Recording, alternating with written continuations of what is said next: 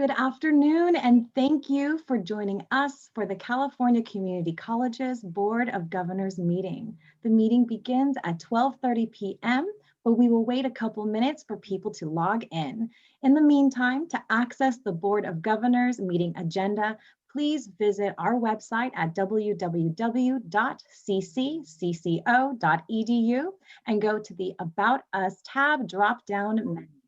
From there, click the Board of Governors, then Meeting Schedule, Minutes, and Agenda, and select the blue Agenda hyperlink.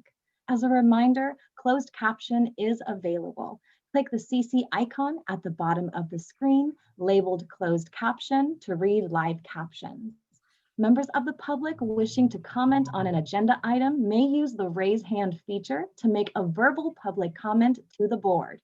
A member of the Chancellor's office will announce your name and grant you the ability to speak. You are requested to identify yourself and present your public comment at that time. President Haynes, today is May 24th, 2021. Would you like me to begin roll call? First, I'd like to welcome everyone to the Board of Governors meeting. And yes, if you'll please start the roll call. I will now begin roll call. Hildegard B. Aguinaldo. Present. Darius W. Anderson. Amy M. Costa. Tom Epstein. Here. Felicia Escobar Carrillo. Cullum Fitzgerald. Here. Jolina M. Grande. Here. Pamela Haynes. Here. Kevin J. Hall. Here. Lieutenant Governor Eleni Kounalakis. Jennifer L. Perry. Here. Bill Rawlings. Present. Valerie L. Shaw. Here. Yulia Tarasova. Here. Blas Villalobos. Here. Joseph R. Williams. Here. President Haynes, quorum is established. Thank you so much. Excuse me, my voice has been giving way. So we will now go to the Pledge of Allegiance, and I would like Board Member Villalobos to lead us in that Pledge of Allegiance, please. Perfect. Please place your hand over your heart. I pledge allegiance to the flag of the United States of America and to the republic for which it stands, one nation, under God, indivisible, with liberty and justice for all. So thank you for that. We are now going to adjourn to closed session. And so I think we have a link to do that. We have our legal counsel on. Do you need to send us out with a statement, Mark? No, we'll just adjourn to closed session. There should be a separate link that everyone received for that, and I will meet you in there momentarily. All right, thank you so much.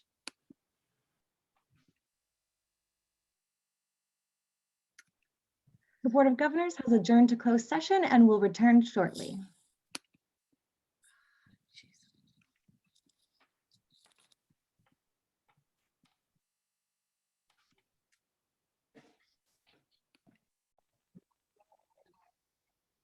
President Haynes, welcome back from your closed session. Would you like me to call roll?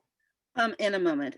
We are back in open session, and there was no action taken during the closed session. Great. All right, I will now begin a roll call. Hildegard B. Aguinaldo. Present. Darius W. Anderson.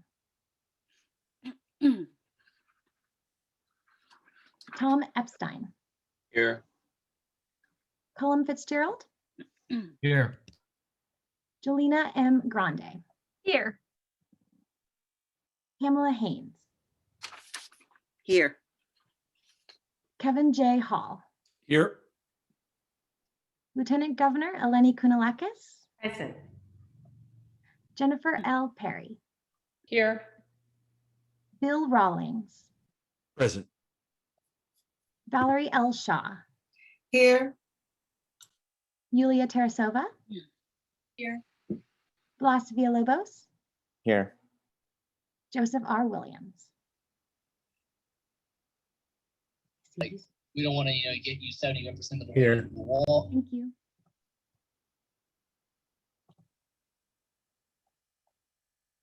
Quorum is established. Thank you so much. I'm going to keep my president's report brief since I can't count on my voice sort of staying with me. But so I want to just make note of the times that we are in relative to the budget.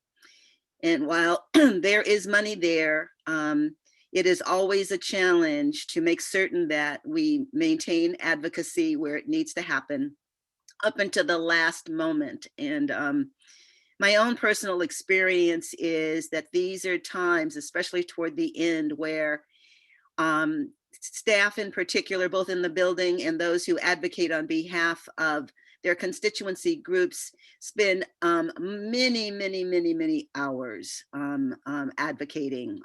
I do recall a number of times where I was there for 72 hours. And for any of you who have gone to the Capitol and you see these couches in people's offices, there, your thought is those are nice places to sit.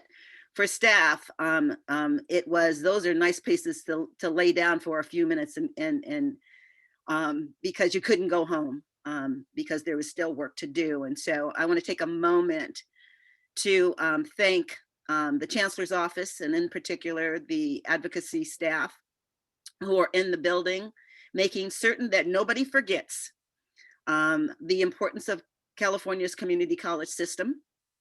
And you have to go there multiple times to make certain that nobody forgets the importance of California's community colleges. So I want to take a moment to thank everyone who has been involved in that.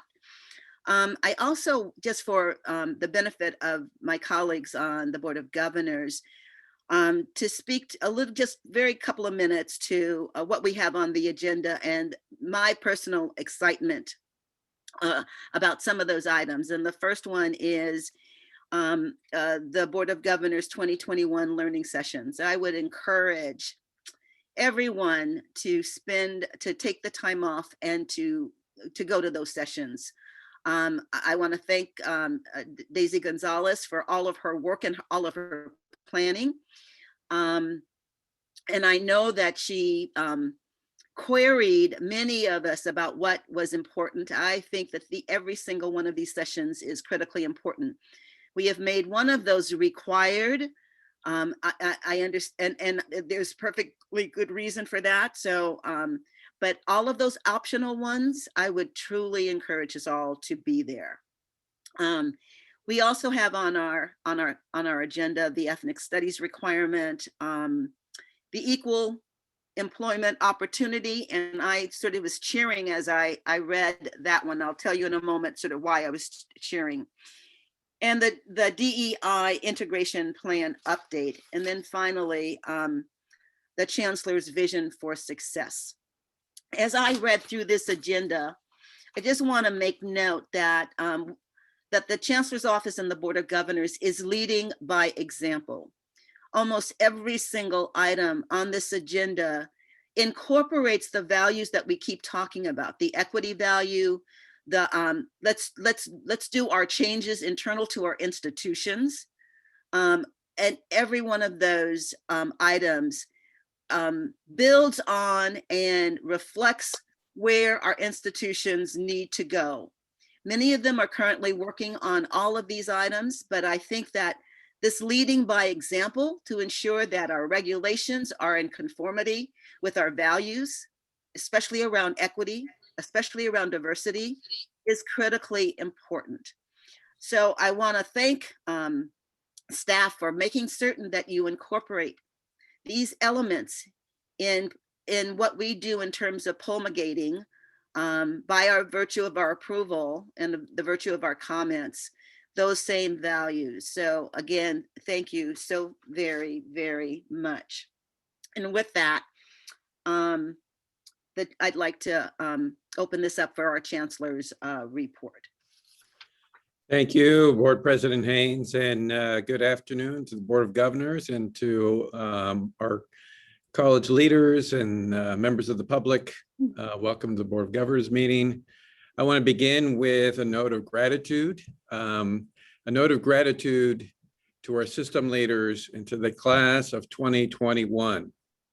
This pandemic has proven that we have the most resilient students in the world, and that our students' persistence comes from their own strength and our ability, their ability to make their urgent needs highlighted in our advocacy. The class of 2021 proved to all of us that not even a pandemic can stop our students from adapting and from thriving.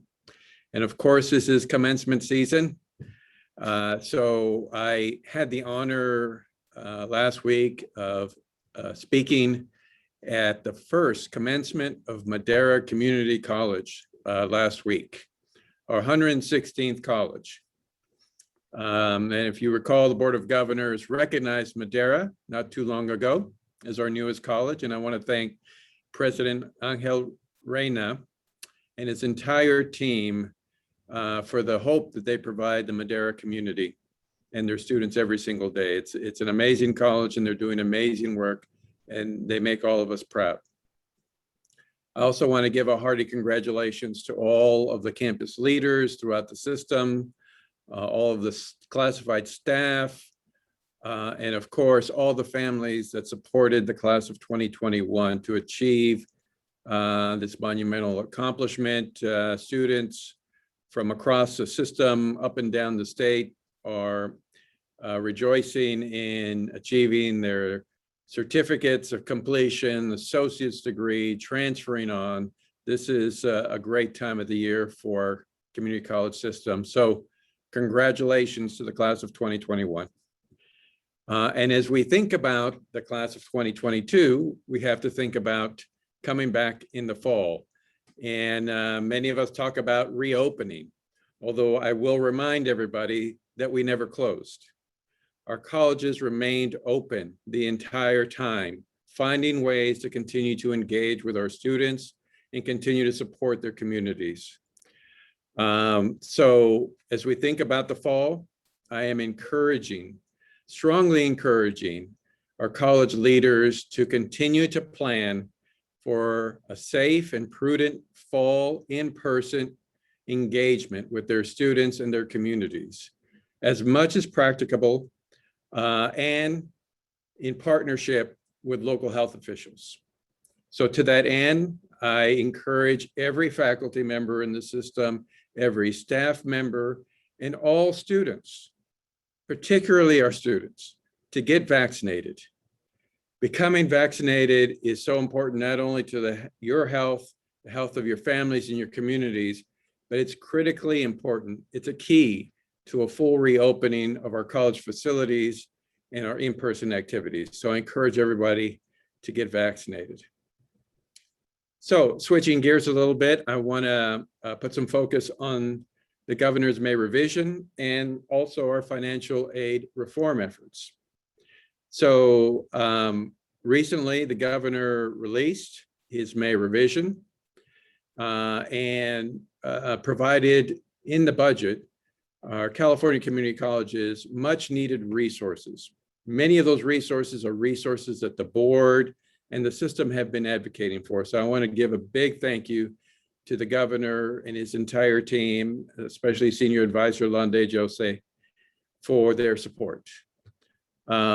Lots of key priorities for the Board of Governors were highlighted in the governor's budget. Just to name a few, I know Member Williams will get very excited right now, but I'll be happy to hear that there's a significant proposed investment, an additional $100 million for Zero Textbook Cost Initiative. which again, is an important step forward in reducing the cost of attendance for our students. There's also $21.6 million for diversity, equity, and inclusion integration plan, a topic that has been championed by our very own board members, Rawlings and member Aguinaldo. So thank you for your advocacy. The integration of DEI into the workforce programs is also strongly proposed in this budget with some additional investments. So I want to thank the entire Board of Governors for engaging in this advocacy. We still have a ways to go. And Vice Chancellor Lizette Navarrete will give us a much fuller briefing later in the meeting. In total, the May revision increases ongoing funding for the California Community Colleges by $282.2 million as compared to the governor's January budget, and increases one-time funding by $870 million. This is a significant investment. I also want to highlight that our ongoing advocacy will continue to take place for the Board of Governors system budget request. And in the final days of the budget process, our #1 priority will continue to be our students. For this reason, we will continue to make financial aid reform a critical topic of discussion and conversation and advocacy. Specifically, financial aid reform will help us address the barriers for Black and African American students, for adult learners, and for our low-income students who are disproportionately left out from existing financial aid structures. While we focus on basic needs and the categorical programs, which are traditionally funded through one-time dollars and COLAs, we have to remain focused on the structural barriers so many of our students face. And speaking of some of those barriers, let me talk a little bit about equitable placement with Fidelity. It is a high priority for the California Community College system and the Chancellor's Office. As we previously reported here at the Board of Governors meeting, initial research on AB 705 indicates that this reform is working. It's widening access and opportunity for students and closing achievement gaps. While the system's progress over the last 2 years of implementation is certainly remarkable, there is still a lot of work to be done. We must continue to close the persistent racial and regional gaps that exist and that I'll be talking more about tomorrow. As you may have seen, the Public Policy Institute of California recently released a dashboard on equitable access to math within our system. While we were not aware of the dashboard's release and would have advocated for a few changes, we also can't shy away from what it displays, which is that we still have a lot of work to do to ensure equitable access to math. I want to thank PPIC for keeping equitable placement front and center and continuing to push us to fully implement AB 705. With this in mind, there are a number of items the Chancellor's Office is disseminating to the field to support full implementation. Just last week, Vice Chancellor Aisha Lowe disseminated AB 1805 guidance and a reporting template that all of our colleges must complete. We also sent out a reminder for ESL AB 705 adoption plans due in July. Next month, we will publicly release an equitable placements dashboard, which my staff has been previewing with many of our stakeholders, and which will be previewed for the Board of Governors at the July meeting. The interactive dashboard will display student completion of gateway transfer level courses in English, math, and ESL. And we want to thank the RP group and the MMAP group for their partnership in creating the system dashboard. Lastly, on this topic, at the July Board of Governors meeting, Chancellor's Office staff will provide a substantive spotlight with a key focus on improvements that are still needed and the actions that we are taking as an agency to help our colleges implement the law. Tomorrow, I will be talking about the state of the system, the 2021 State of the System report. I want to highlight the progress that our system has made, and it is substantial. The vision for success was grounded in continuous improvement, and at this meeting, I'll provide you with a preview of the 2021 State of the System report. The actual report will be published in July, but we will walk you through all of the progress that has been made in those areas that still remain stubborn and where we need to continue to lean into. I'll begin to close my remarks by highlighting a few transitions. First, I want to introduce Dr. Valerie Lundy Wagner, who was recently promoted to serve as our interim Vice Chancellor of DII.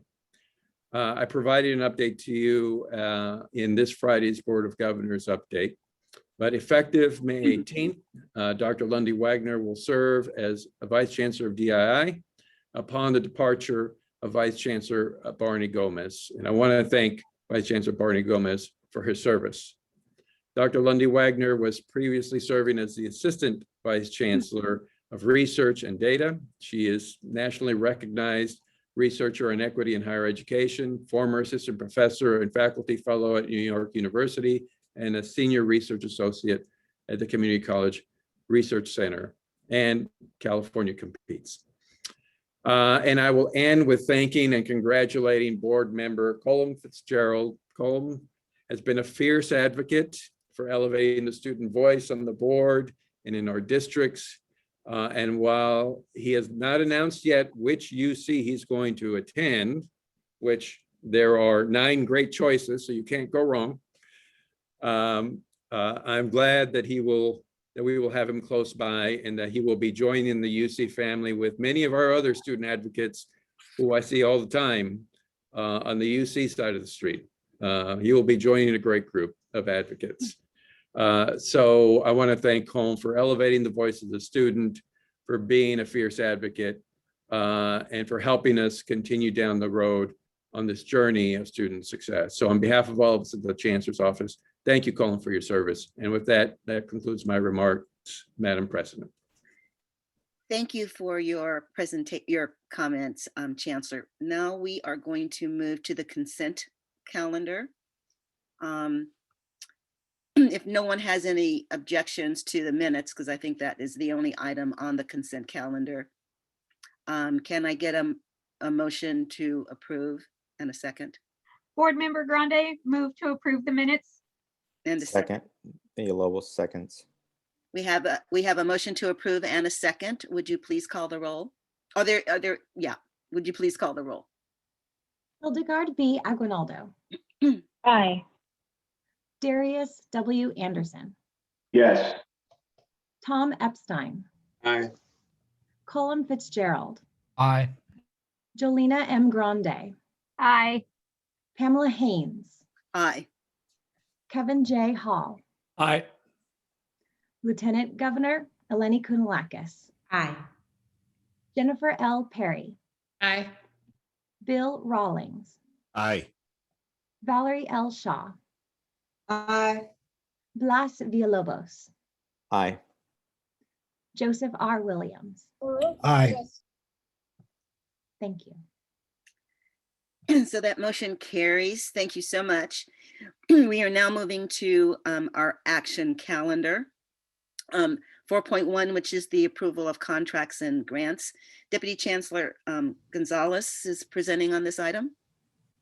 Thank you, President Haynes. Good afternoon, President Haynes, board members, Chancellor Oakley. I want to begin first by reminding you of the item that is in front of you. Your standing orders require the Chancellor's Office and the Chancellor of the system to bring any contract or grant or amendment that exceeds $100,000, 3 years in duration, or in the case of consulting, if it is over $50,000. This also applies to any amendment of a contract or a grant.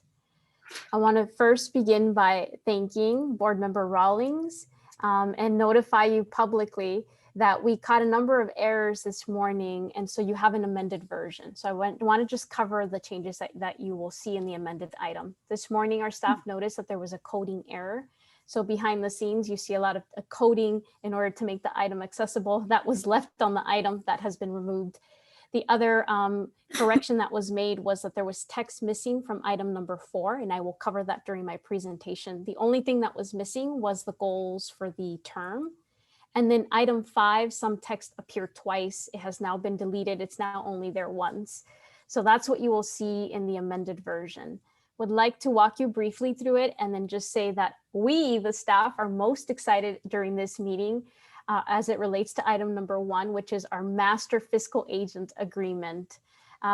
First, I'll say that you may have noticed text that is very common at our May board meeting, and that is you'll see in different areas pending state budget appropriation. That is intentional. It's a part of making sure that dollars go out in a timely manner to our colleges and our districts. And typically in a May agenda, without having a state budget approved, we like to indicate that it's pending state budget appropriation. What is important to note is that we're only advancing programs that are long-standing programs that are established by the state or the federal government, and that oftentimes have a multi-year agreement. So those are the ones that where you are going to see pending state budget appropriation. You do have 2 renewals, and that's items 7 and 8, and then 6 new agreements. And the majority of them are new because it's a brand new term. So items 1 through 6 are new. And the only one that is completely new and a completely new concept is actually item number 1. And this is our master fiscal agent agreement for the administration of all of our categorical set-aside funds. I want to thank our General Counsel, Mark LaForeste, for doing an incredible job in writing the item, but more importantly, in leading our agency through this change. If you recall, it's been a long-standing issue for this board and for the Chancellor's office to have to move any Proposition 98 dollars that are intended for statewide use, such as professional development, technical assistance, or the operation of programs using these funds. They must be transferred from this office into a district. And so that's typically what you would have seen as maybe 8 or 10 different fiscal agreements have all been consolidated into one.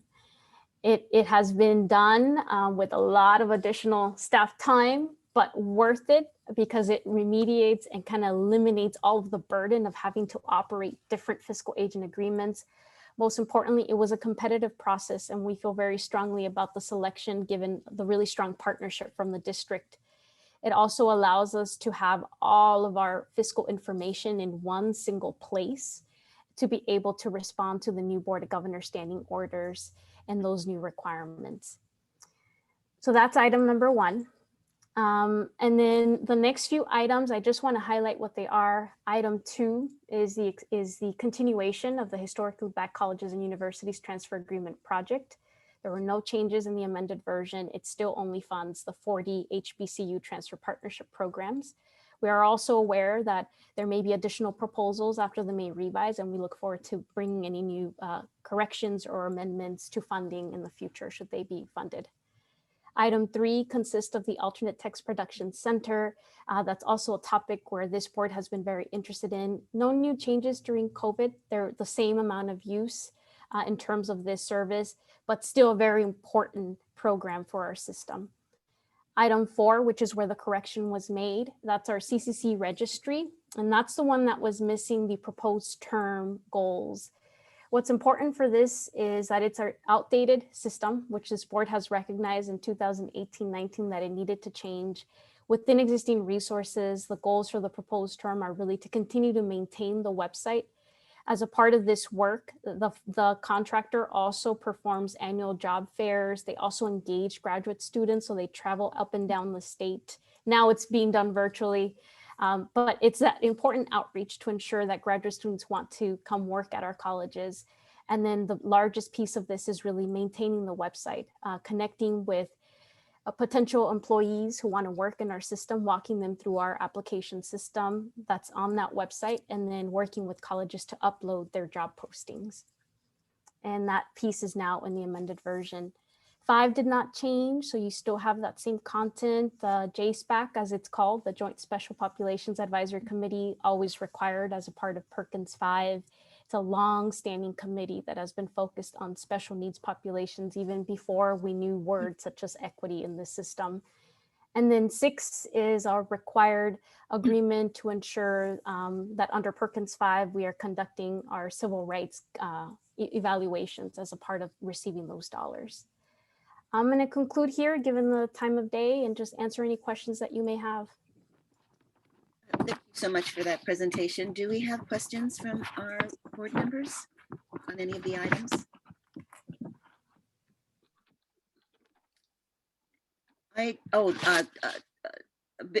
Board Member Epstein. Well, as our Deputy Chancellor knows, I never let a set of contracts go by without a couple of questions.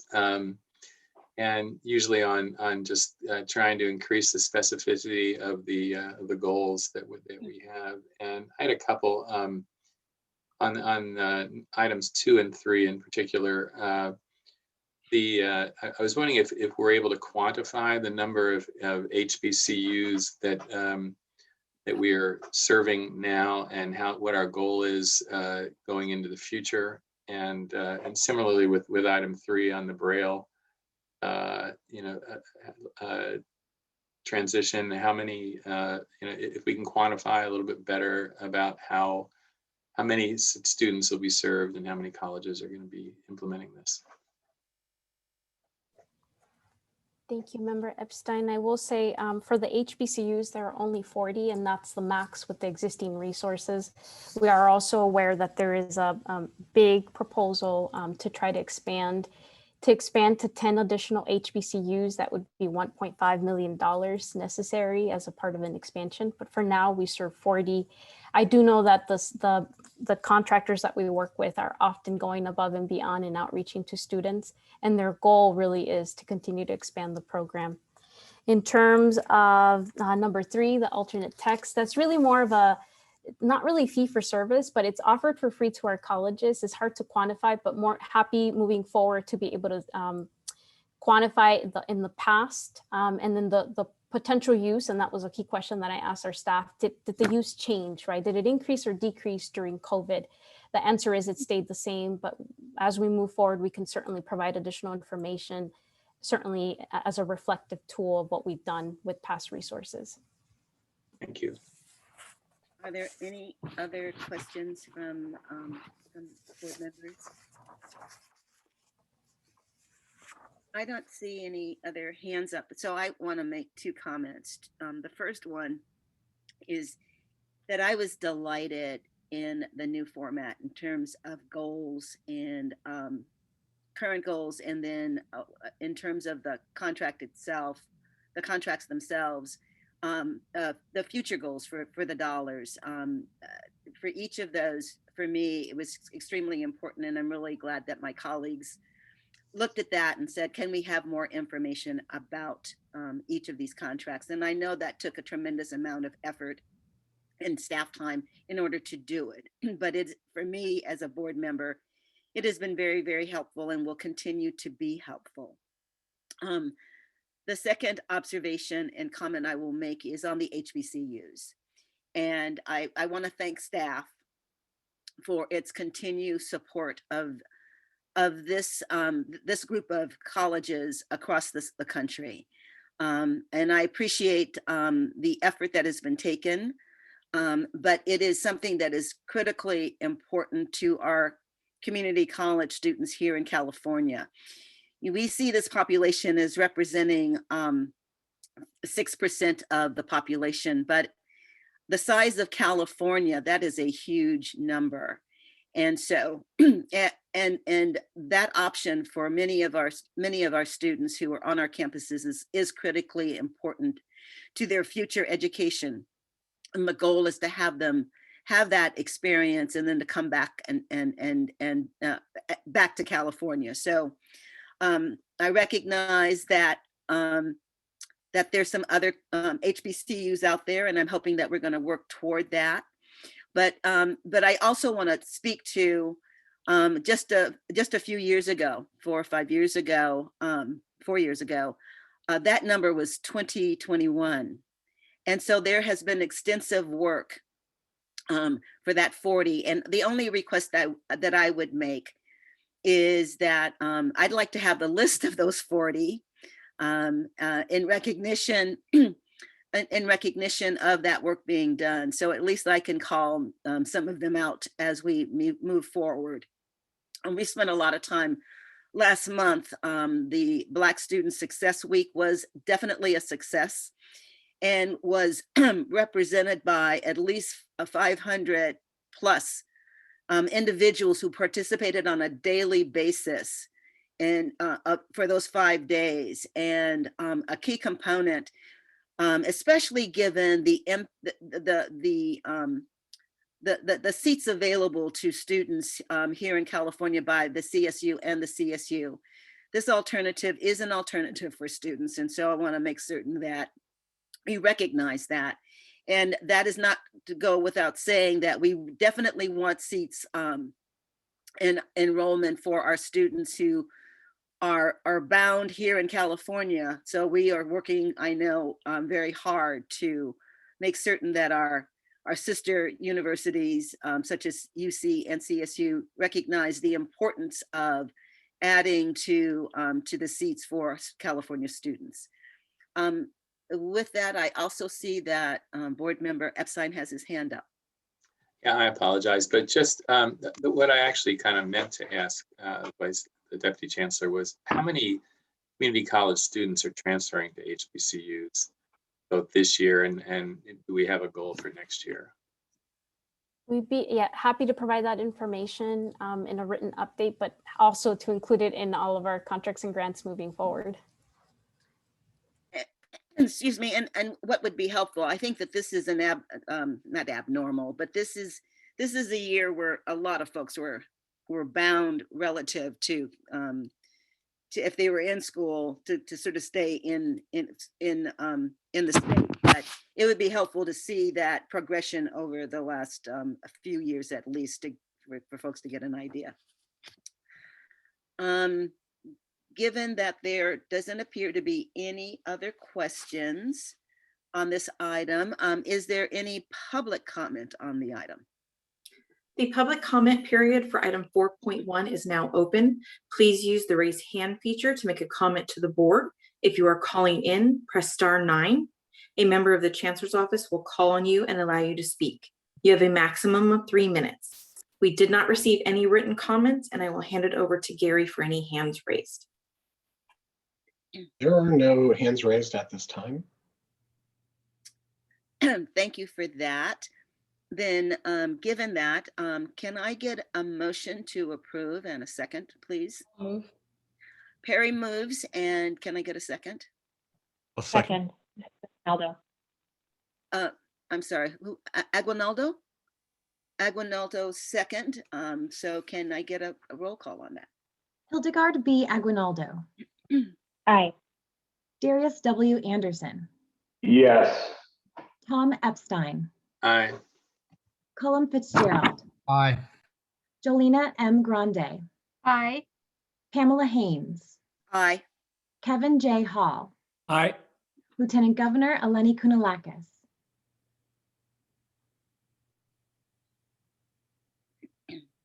Jennifer L. Perry. Aye. Bill Rawlings. Aye. Aye. Valerie L. Shaw. Aye. Blas Villalobos. Aye. Joseph R. Williams.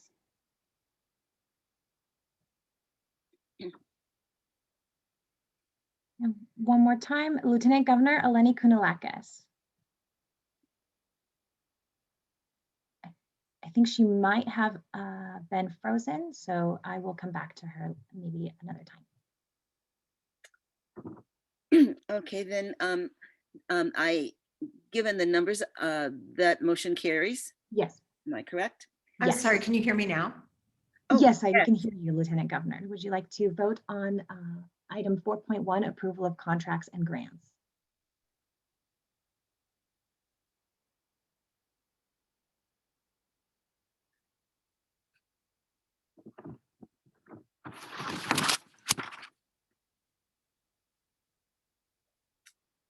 Lieutenant Governor? She may be frozen again. Okay. Okay.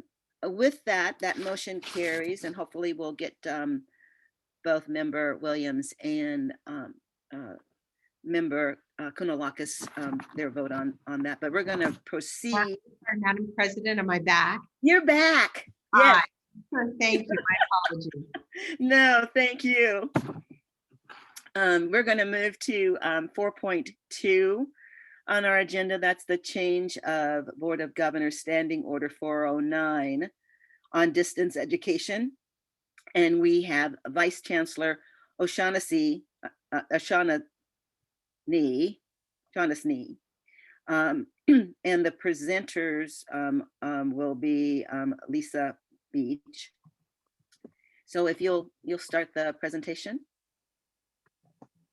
Thank you. Good afternoon, President Haynes, Vice President Costa, Chancellor Oakley, and members of the board. I'm Rebecca Rano-Shaughnessy, Vice Chancellor for Educational Services and Support. Also joining me today to answer any questions you may have is Lisa Beach, the Chair of the Distance Education and Education Technology Advisory Committee, also known as DTAC. Lisa is also the Director of Distance Education at Santa Rosa Junior College. This item in front of you is the proposed revision to the Board of Governors Standing Order 409 on distance education. It went to the Consultation Council on March 18th, went before this board on March 22nd for first reading. No changes are made to the proposed revision that was presented to you in March, and this represents a second reading as an action item. Next slide, please.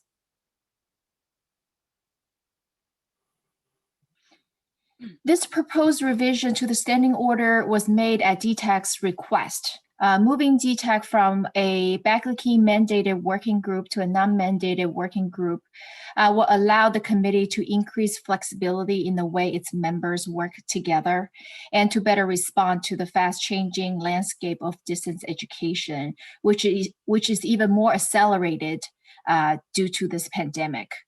The proposed revision would result in DTAC operating in a way it had been previously. Just a little bit of historical context of DTAC. Up to the end of 2019, DTAC was operating successfully as a non-Bagley-Keene committee. However, it came to our attention through the participatory governance evaluation process that because of the standing order language, DTAC needs to operate as a Bagley-Keene committee. So the committee immediately shifted to follow the formal Bagley-Keene requirements. Through the course of its work, it became apparent that the conversion created operational constraints and impeded the committee's ability to effectively carry out the work according to its charter. Member Fitzgerald asked last time during the last meeting that, what are some of the impediments, right? So one of the biggest constraints is in the ability of our committee members to communicate with one another and collaborate with one another outside the formal committee structure. And also, since our agenda is locked many days in advance because of the public notice requirement, during the meeting, we cannot deviate from the agenda and speak to items in real time outside the formal agenda and also outside the formal meeting space. So this is essentially a request to revert back to DTAC's initial way of operating. So I'm not going to read this slide, but I would like to emphasize that DTAC's work remains unchanged. In addition to fully recognizing DTAC's existing work, in light of what we have discovered from this pandemic, the committee needs to grow its work, and the work needs to permeate throughout all aspects of a student's learning journey. Going forward, distance education is not only a necessity in higher education, but it will play an expanded role and can materially advance equitable student access and enhance educational experiences for all students. In order to maximize the merits of distance education and supporting innovations and transform the field, we see a greater role for our partnership with DTAC, which can benefit from the flexibility and responsiveness resulted from this proposed revision. Next slide, please. Although this is a proposed revision to a standing order and there's no 45-day comment period, but we want to fully recognize the public comments and questions that have surfaced so far. A big one is around transparency of the decisions. So I would like to go back to this visual, which I presented during our last meeting, to really say that the visibility and transparency remain fully intact with the proposed revision. The proposed revision will essentially move DTAC from a mandated working group to a non-mandated working group. So the proposed change occurs only within that dark blue box on the far left. Any DTAC recommendations still have to go through a participatory governance process. and then also with the group, the dark blue box groups within that blue box, as well as consultation council, and then a formal presentation process to the board and a formal decision by the board. The consultation council and the board are both subject to Bagley-Keene rules with opportunities for questions and public comments. And additionally, I would like to point out that Bagley-Keene is not the only vehicle to ensure visibility and transparency within our participatory governance engagement process. Out of the 21 committees that are identified in the handbook, majority of them, 16 to be specific, are non-mandated, non-Bagley-Keene committees. We have the stakeholder appointment process that ensures we have the right voices at the table, and the stakeholders have the ability and the space to elevate issues relating to visibility and transparency. And all the work is transparent through these stakeholders. The stakeholder representation at DTAC as chartered will remain unchanged with this revision. Another concern raised at the last board meeting is around transparency of decisions relating to procurement of certain technology solutions. This is actually not within the purview of DTAC committee. We have charged the Telecommunications and Technology Advisory Committee, also known as TTAC, and the California Virtual Campus, CVC, to make procurement recommendations to the Chancellor's Office. TTAC is a non-Bagley-Keene mandated work group, and CVC also hosts a non-Chancellor's Office committee to help inform these type of recommendations. Should decisions that impact how we use technology or what technology to use, it will also come to the board as contracts or grants if they are in excess of $100,000 or over 3 years in duration. Or you will see it as a regulation if we're a compelling district to do something. So I want to stop right here and answer any questions that you may have. Thank you so much for that presentation. Board members, do you have any questions or observations?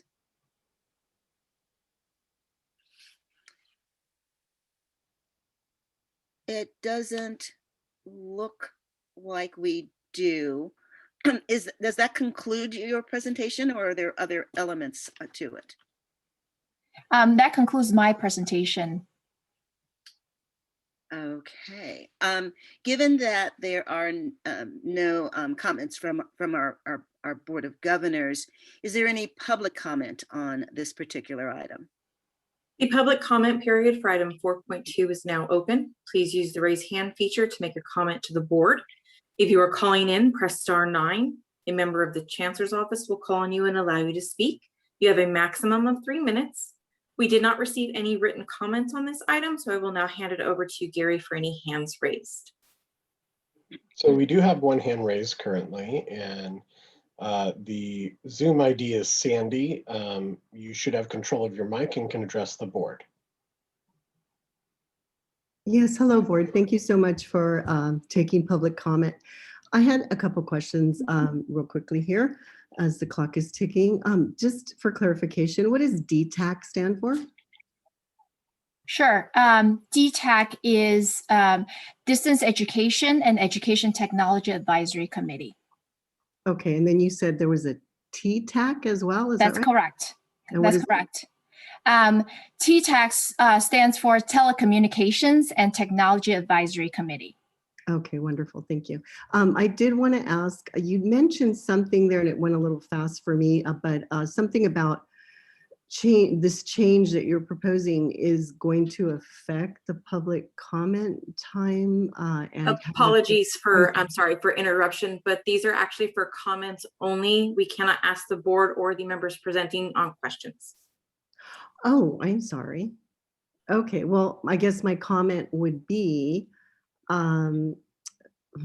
if one were interested in getting questions answered regarding these items, that's still a question. I apologize. I don't know how to get my questions answered, I guess. That's okay. For questions answered, you can send an email to our info box, which is info@ccco.edu.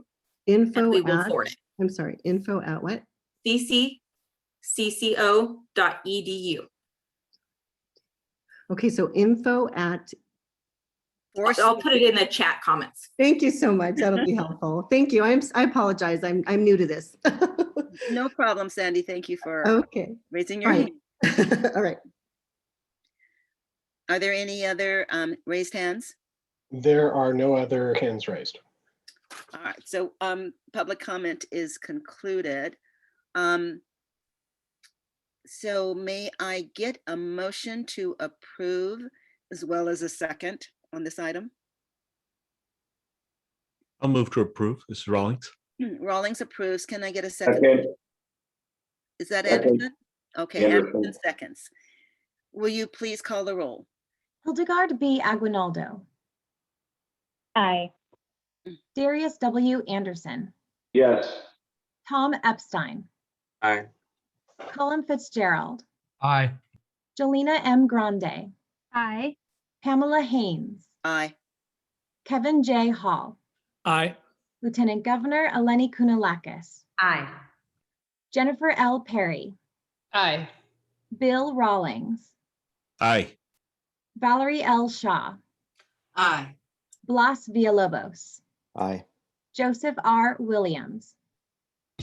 Aye. Thank you. So I'm assuming that that motion carries, is that correct? Correct. So did you get back to Member Williams on the prior vote? Have you taken care of that? I did try reaching out, but we can do so one more time. Lieutenant Governor Eleni Kounalakis, would you like to clear up your vote for item 4.1, approval of contracts and grants? Yes, my vote was aye, and my apologies. I didn't realize my video was frozen. No problem. And then Board Member Joseph R. Williams, would you like to do your vote for item 4.1, approval of contracts and grants? Yes, I voted yes, affirmative. Thank you very much. So thank you so much. We're all caught up. The next item is 4.3, which is the regulatory action to amend the real estate endowment education regulations. And we have Vice Chancellor Weber. Hi, good afternoon. Madam President Haynes, President Costa of the board, and Chancellor Oakley. I'm Shani Weber, Vice Chancellor for Workforce and Economic Development. Item 4.3 today is a recommendation to adopt Title V regulations to update the student eligibility criteria for the real estate education scholarships administered through the Foundation for California Community Colleges. This item was presented at the March Board of Governors meeting for first reading. As a brief background, the scholarship program is for disadvantaged students enrolled in real estate career programs in the California Community College system. Are essentially the regulations to ensure that these scholarships are student-centered, removing barriers to applying for this scholarship and encourage a greater number of students apply and benefit from the program. The regulations essentially have not been updated since 1993, and the revisions are based on recommendations made by the Real Estate Education Advisory Committee, which advises the Chancellor's Office regarding the Real Estate Education Endowment Program. I would like to note that no public comments was received on this item, and therefore no changes were made to the proposed language since the last time. And that concludes my presentation, and happy to answer any questions. Do we have questions from our board members? Just a comment, President Haynes, just as a member of the foundation board, I'd just like to weigh in on how happy the foundation is to support this program that provides additional opportunities for the youth we serve in the field of real estate. So it's part of the ongoing foundation's contribution and partnership. And as a board member of the foundation, we're happy to do it and support it. So thank you so much. Any other board member comments or questions? Seeing none, is there any public comment on this item? The public comment period for item 4.3 is now open. Please use the raise hand feature to make a comment to the board. If you are calling in, press *9.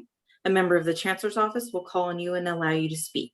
You have a maximum of 3 minutes. We did not receive any written comments on this item, and I will hand it over to Gary for any hands raised. There are no hands raised at this time.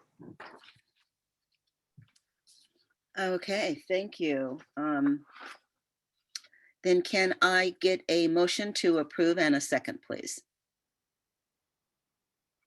Board Member Grande, I move to approve this item. Grande approves. May I get a second, please? I'll second. That was Board Member Perry, second. Would you please call the roll? Hildegard B. Aguinaldo, Aye. Darius W. Anderson, Yes. Tom Epstein, Aye. Colin Fitzgerald, Aye. Jolena M. Grande, Aye. Pamela Haynes, Aye. Kevin J. Hall, Aye.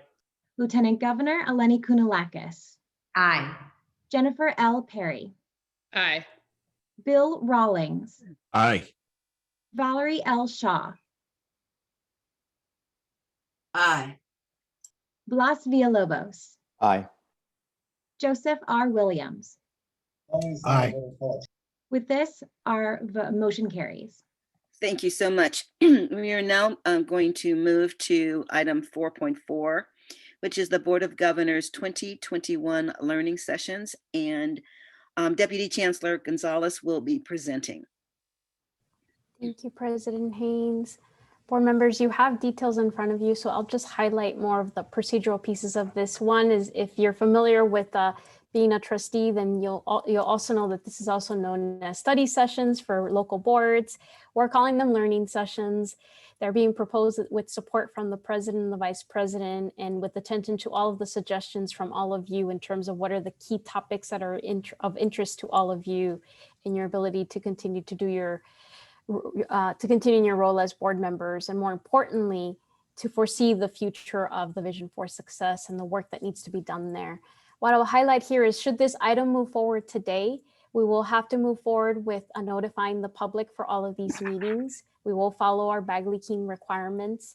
In terms of July 16th, which is your only required session here, we will be doing a doodle poll to ensure that we find the best time that meets all of your specific schedules. And then more importantly, as we move forward, any PowerPoints, items will be posted to the public. Our goal here is really to be able to answer your questions, and with a lot more time than we would have in a regular agenda meeting. And then certainly if you have questions that you are hoping to ask, we can consider those in advance, and certainly as the staff puts forward a presentation or a PowerPoint. With that, I'm happy to answer any questions. Thank you so much. I see at least one hand up, and that is Board Member Grande. Oh, and Board Member Tarasova. Thank you, President Haynes. Deputy Gonzalez, I was wondering on the dates, is that first date in June meant to be a Tuesday when the rest of them are all Fridays?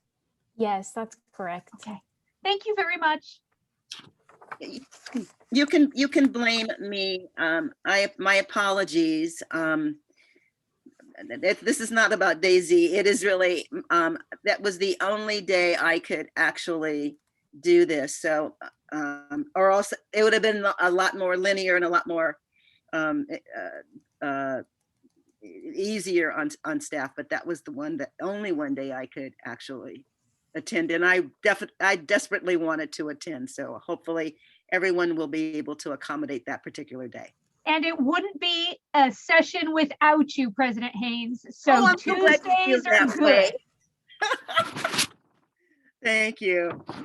Are there other questions for Deputy Chancellor Gonzalez? I don't see any. Is there any public comment? The public comment period for item 4.4 is now open. Please use the raise hand feature to make a comment to the board. If you are calling in, press *9. A member of the Chancellor's office will call on you and allow you to speak. You have a maximum of 3 minutes. We did not receive any written comments on this item, and I will now hand it over to Gary for any raised hands. We do currently have one raised hand. Debbie Klein, you have control of your mic and can address the board. Good afternoon, President Haynes, Vice President Costa, Chancellor Oakley, and members of the Board of Governors. I'm Debbie Klein, President of the Faculty Association of California Community Colleges. This is such a great opportunity for the members of the Board of Governors to meet with the representatives who serve on the Chancellor's Office Consultation Council, the system practitioners who work directly with the students and within our colleges every day are the most equipped to lead or co-lead these learning sessions. We're looking forward to joining you. Thank you. Thank you. Are there other, is there other public comment? There are no other hands raised at this time. So thank you so much. Then I will accept a motion to approve in a second. This is Hildy, move to approve. Daisy. This is Member Grande. I will second. All right, so we have a motion by Member Aguinaldo and we have a second by Member Grande. Would you please call the roll? Hildegard B. Aguinaldo. Aye. Darius W. Anderson. Yes. Tom Epstein. Aye. Colin Fitzgerald. Aye. Jelena M. Grande. Aye. Pamela Haynes. Aye. Kevin J. Hall. Aye. Lieutenant Governor Eleni Kounalakis. Aye. Jennifer L. Perry. Aye. Bill Rawlings. Aye. Valerie L. Shaw. Aye. Blas Villalobos. Aye. Joseph R. Williams. Aye. With this, the motion carries. Thank you so much. And moving right along here, we are now moving into first readings, and the first one is 5.1, which is a revision to Title V, 55063 minimum, excuse me, minimum requirements for the associate degree ethnic studies requirements, and we have Vice Chancellor Loh who will be presenting. Thank you very much, President Haynes. Good afternoon, everyone. Aisha Loh, Vice Chancellor of Educational Services and Support. As President Haynes just mentioned, this is a first reading for a proposed revision to Title V, Section 55063, which is the section of regulations that details the minimum requirements for an associate degree, the goal of which here is adding an ethnic studies course requirement to that section. So we bring this before you today in partnership with the California Community Colleges Curriculum Committee, also known as 5C, recommending this change to incorporate ethnic studies as a minimum requirement for the associate degree within our system. You will also notice, however, in the changes to the language, that there's just a general reorganization of that section that we did in partnership with our Office of General Counsel, just to clarify the language and the order of that particular section of regulation. But the only substantive content change is the addition of one ethnic studies course as a part of the minimum requirements for an associate degree.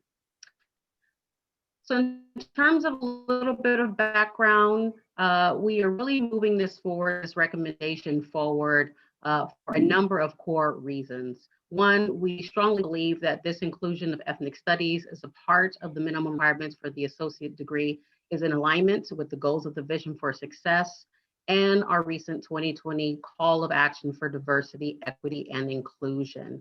In particular, within that call to action, our focus on instituting anti-racist curriculum and decolonizing curriculum within our system. And we think the inclusion of an ethnic studies course is an important first step toward that process and that change. Additionally, we have strong calls from both our faculty and our students to make this change. Resolutions toward this end were passed by our statewide academic senate, by our statewide student senate, as well as a large group of ethnic studies faculty within our system that comprise an ethnic studies faculty council. So across our system, we are hearing calls for making this important change to our regulations. Lastly, we would add that given recent changes that took place through legislation, Assembly Bill 1460, which of course was geared towards the California State University system, but had strong implications for our system, our colleges are already in the process of working towards increasing and improving their ethnic studies course offerings and curriculum so that we can remain in alignment in terms of transfer and articulation for our students that will go on to the CSU and already per those requirements need to take one ethnic studies course as a part of their lower division. I'm going to pause because I just saw an unstable internet notice. Can everyone still hear me? Perfect. All right. So with that those rationale in mind, we bring this before you asking for your support. I want to also note that this is very much also in alignment with the calls for changes around diversity, equity, inclusion that we see coming also out of the governor's office in the Recover with Equity roadmap for higher education. So if this item is approved by the Board of Governors, again, this is just first read. We are still in the midst of the 45-day public comment period, and we'll bring this back to you at the next board meeting. But if this item is approved, we will then establish a short-term task force. We will work in partnership with the Statewide Academic Senate, Student Senate, and the Community College Ethnic Studies Faculty Council to develop a short-term task force to then dig into the details of how we want to define ethnic studies for our system, in particular, thinking about implementation and how much time colleges will need to fully implement this requirement.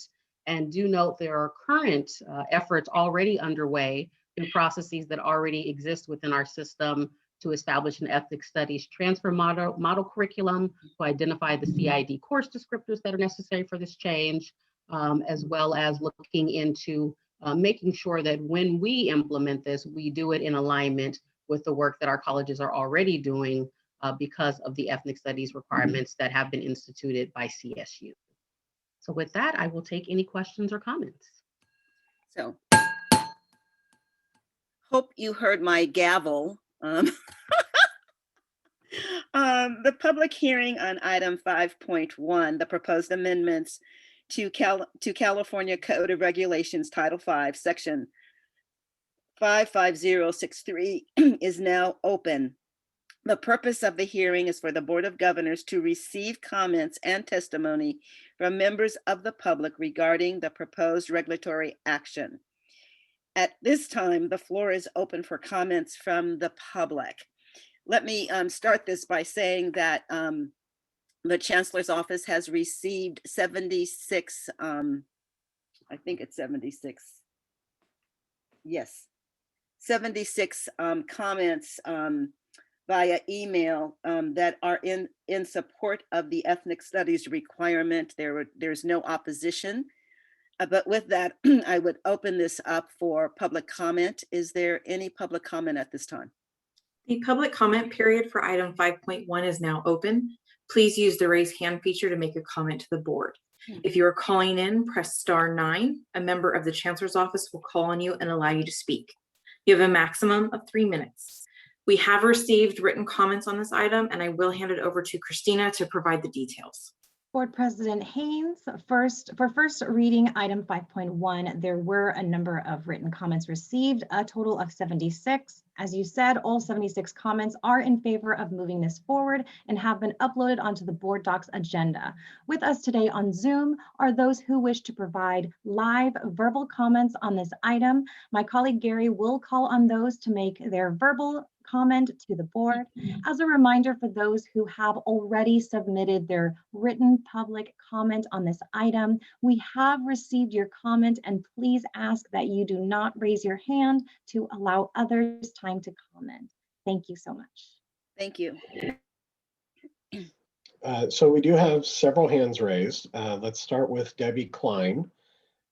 You have control of your mic and can address the board.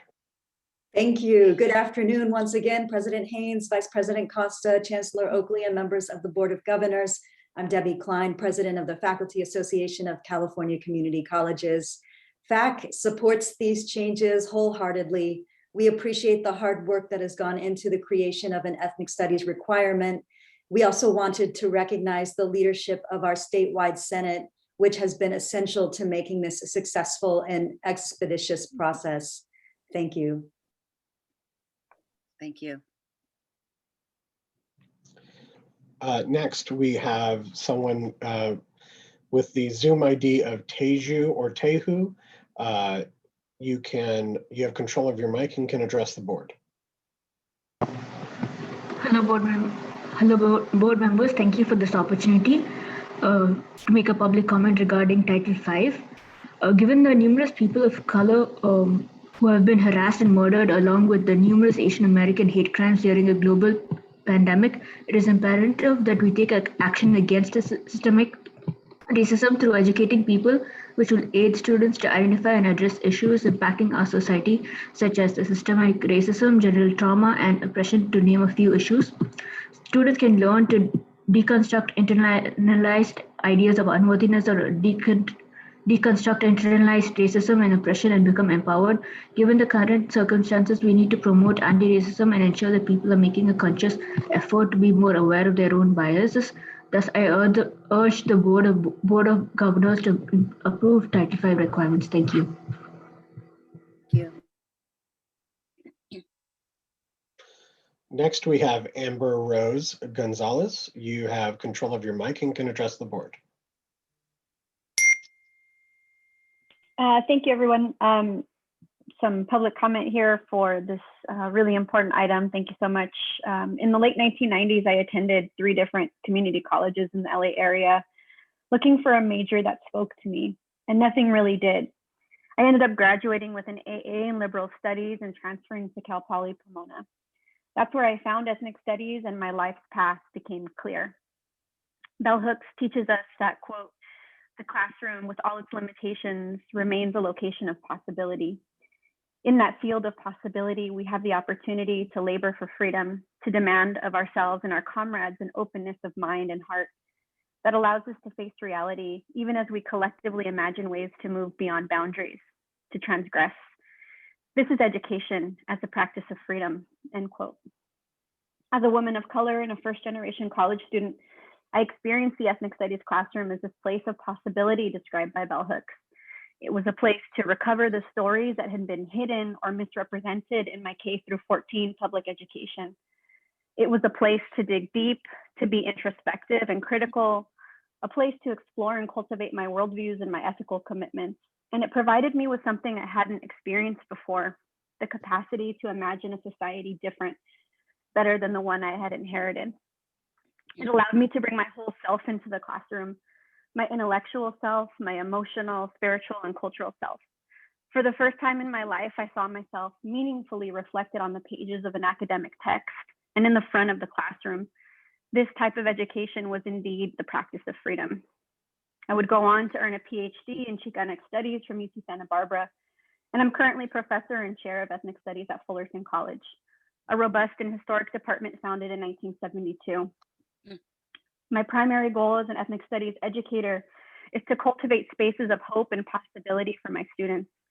We don't just theorize about power and oppression, we examine how they manifest in our very bodies, within our families, and in the greater society.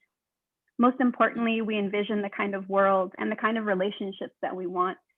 We think deeply about what it means to create social change, and we move towards it together.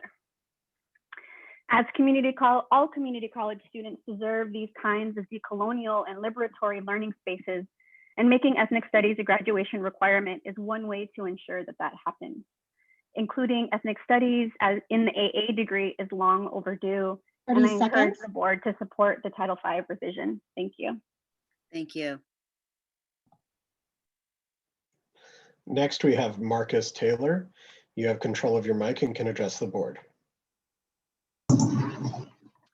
Everyone, thank you very much for all the hard work you do. I really appreciate what you do for all of the students and the greater education of the common good. I just want to say that I support ethnic studies as your graduation requirement, and I would like to just come from a different perspective as a person of color, African American. I would just like to say that this incentive is really going to reach out to a population of the students that otherwise would not take these courses. And I think that is a critical area of understanding in our society that needs to be addressed, where so many people can easily insulate themselves from people of color and their concerns and their history and the history of African American history and how it plays into the issues that we're dealing with today. So I feel that it is absolutely vital to reach out to a community of students who would very easily ignore this and choose to find something else, whereas not understanding the vital importance it has in the development of their particular outlook of the world. So thank you very much for all you do. Thank you. Thank you. Next, we have Thakima Mayasa. You have control of your mic and can address the board. Greetings, board members. My name is Takima Mayasa. I am the chair of the Black Studies Department at San Diego Mesa College. I echo what all of the speakers before me have said in relationship to this very important statute of change.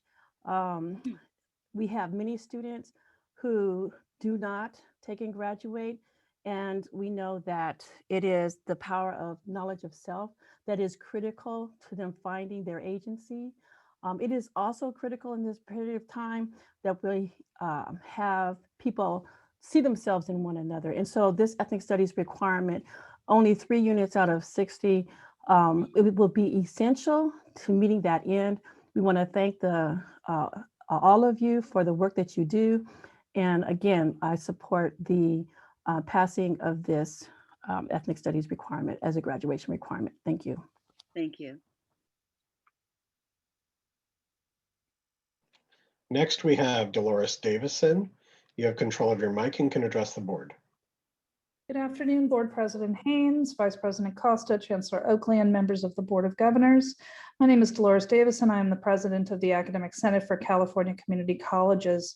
I want to thank the board for bringing this Title V language forward. This change is tremendously important to our system. It is, as one of the previous commenters suggested, long overdue. The Academic Senate is pleased to have partnered and worked with the Chancellor's Office and with the Ethnic Studies Faculty Council around the creation of the Title V language, as well as the ongoing efforts to change and add minimum qualifications, as well as a variety of other actions. This is just the first step in many in a long overdue path to change and to combat issues of systemic racism and other concerns and challenges that our system faces. Again, we are very grateful to the members of 5C, to the subcommittee on the creation of an Ethnic Studies Title V requirement, to our delegates who voted for this resolution at the fall 2020 plenary session, and to all of the ethnic studies faculty around the state who have been so generous with their time and their knowledge to make sure that we do this in the correct manner. Thank you very much. Thank you. And the last hand we have up is Beatriz Espinoza. You have control of your mic and can address the board. Good afternoon. My name is Beatriz Espinoza. I am a Los Angeles Community College District alumni and former ASO president of Los Angeles Mission College. I am currently a transfer student at CSU Channel Islands, majoring in Chicano Studies and Sociology.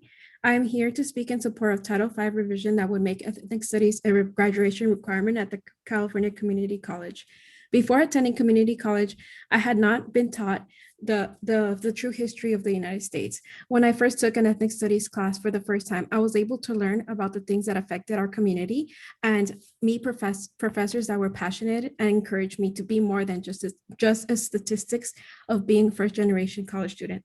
To me, ethnic studies means that our current students and future students will be able to get that same experience as me from their professors that I have been teaching to them. Ethnic studies has impacted me in different positive ways. I was able to learn about the injustices that have been happening to us as from the past, as well as the contemporary things that are currently affecting us, specifically to our underserved community. It also has encouraged me and motivated me to be a student leader, and I was able to serve as student government president and even take a part in advocacy at Sacramento State with the LACCD district. Because of these reasons and more is why I encourage ethnic studies graduation to pass in the Title V revision. Thank you. Thank you. And we actually do have another hand that's been raised. Andrew Nickens, you have control of your mic and can address the board. Thank you very much. Good afternoon, members of the Board of Governors. Andrew Nickens on behalf of the Student Senate for California Community Colleges. We're very proud to say that we support this proposed action before the board and feel it's nigh time that an ethnic studies graduation requirement be implemented in our state's California community colleges. We all know that in the wake of the racial reckoning of the murder of George Floyd, as well as an increase in attacks against Asian Americans, that an ethnic studies program will help our students better relate to events in history and understand the struggles of others and even their own. Research shows that ethnic studies has a positive impact, leads to better engagement, better performance academically, improved graduation rates, and the list of benefits go on individually, culturally, and beyond. We respectfully ask that the Board of Governors support this change and are very thankful for the leadership shown today. Thank you. Thank you. Is that the last speaker? We actually have another hand that's just been raised. Josh Franco, you have control of your mic and can address the board. Good afternoon, board. My name is Josh Franco, and I'm a professor of political science at Cuyamaca College. Wanting to express my support for this amendment to the Title V regulations, but I wanted to add two things. The first one is that it's important that the board advocate to the state for additional resources to support what this change in the regulations means, which is meaning you need to fund full-time faculty in this field, the support staff, the additional counselors, and so on to help advocate not just for this as the beginning, but as a part of an ecosystem to help us as faculty, as students, and as a community college system to better address and serve the needs of our diverse population. The second thing is, I think it's really important to keep in mind that this isn't just one of many steps, but this is a part of that arc that drive towards social justice and of building a greater, more equitable community in our state, and hopefully inspiring others to do the same. So I want to thank you for your efforts and leadership, and obviously for the leadership of the faculty and the ethnic studies faculty and the students who have driven this change from many, many years. So thank you. Thank you. And that does conclude our public comment for live comments. Thank you. I now want to open this up for our board members to respond either in question form or if you have other comments. I see 3 hands raised, 4 hands raised. So Board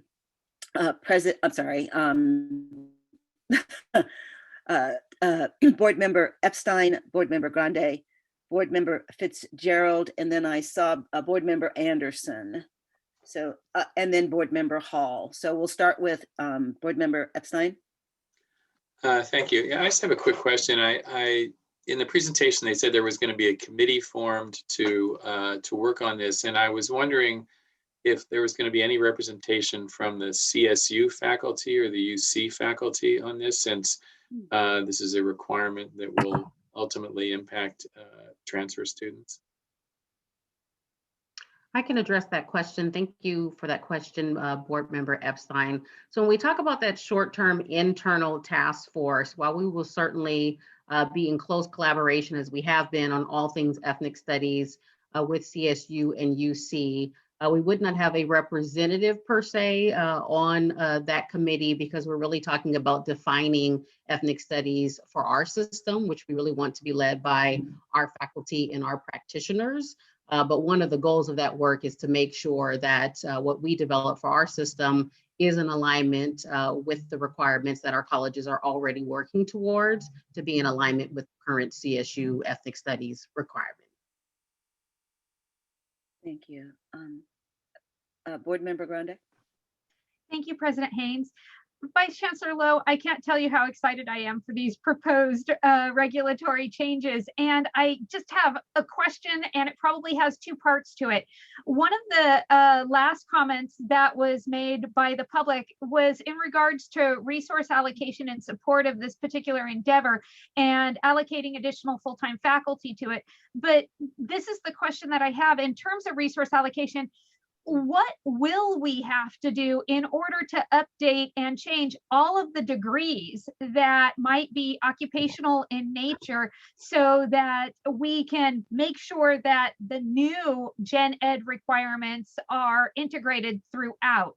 I'm thinking more in terms of the workload of current faculty rewriting their programs to make sure that the new graduation requirements are included, especially for those that are not necessarily prescribed ADTs where there's just a single line that says completion of this prescribed general ed according to Title V, but rather has a local gen ed pattern.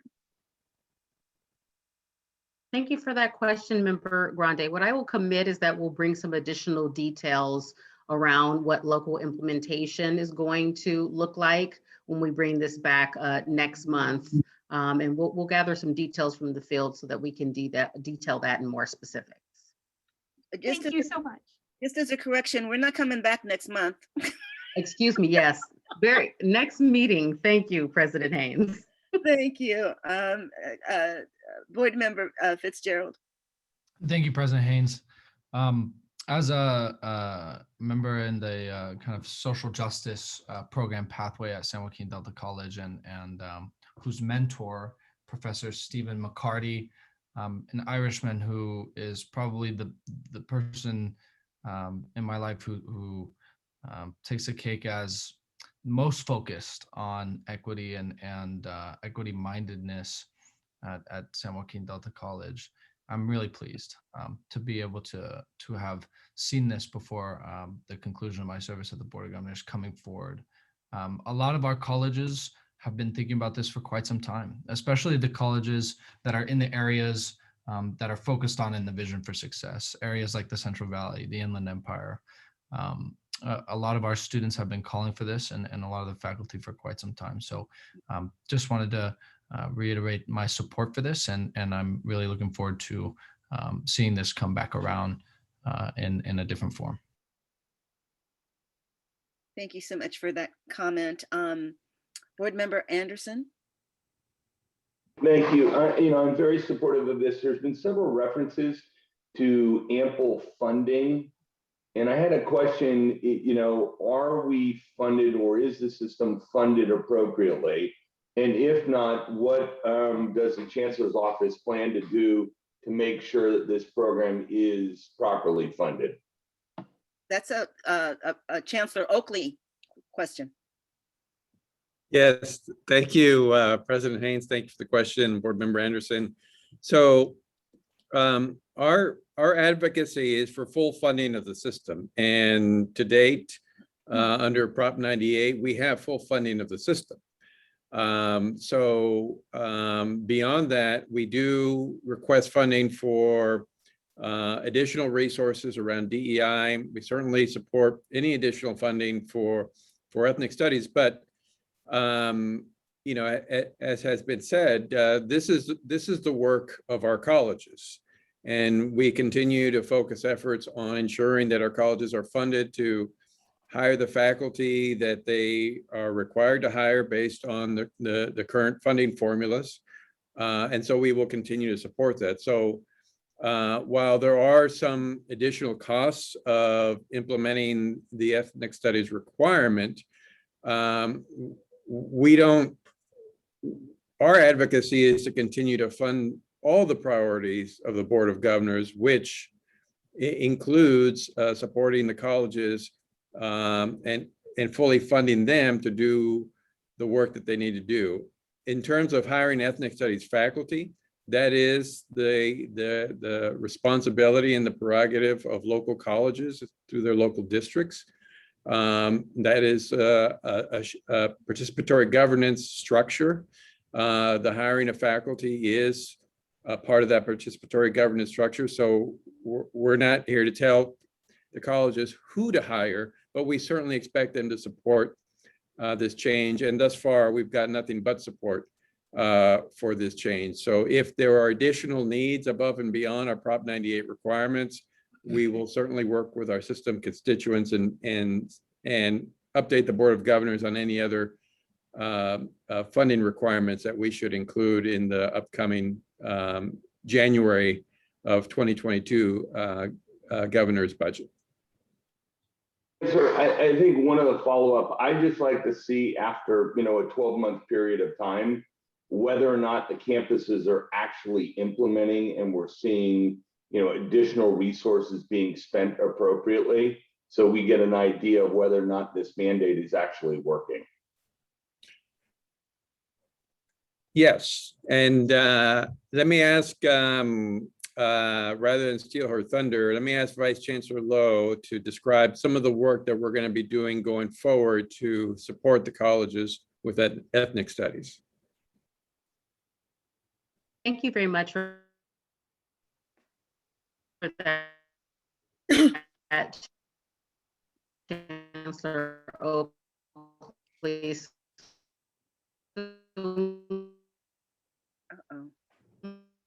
I'm not sure if it's just my, but I'm not catching it. Yeah. We talk about the work that this Aisha, you're stuck a little bit. Short-term task. Hear me? Not really. No, start over again if you can. You should just turn off your camera. Maybe that'll give you better Wi-Fi Thank signal. you. Go Here ahead. we go. All right, can you hear me now? Yes. Perfect. So when we think about the work of that short-term task force, part of the work will be digging into all of these details around implementation. So really looking at what is the current lay of the land within our system for ethnic studies programs, departments, and courses.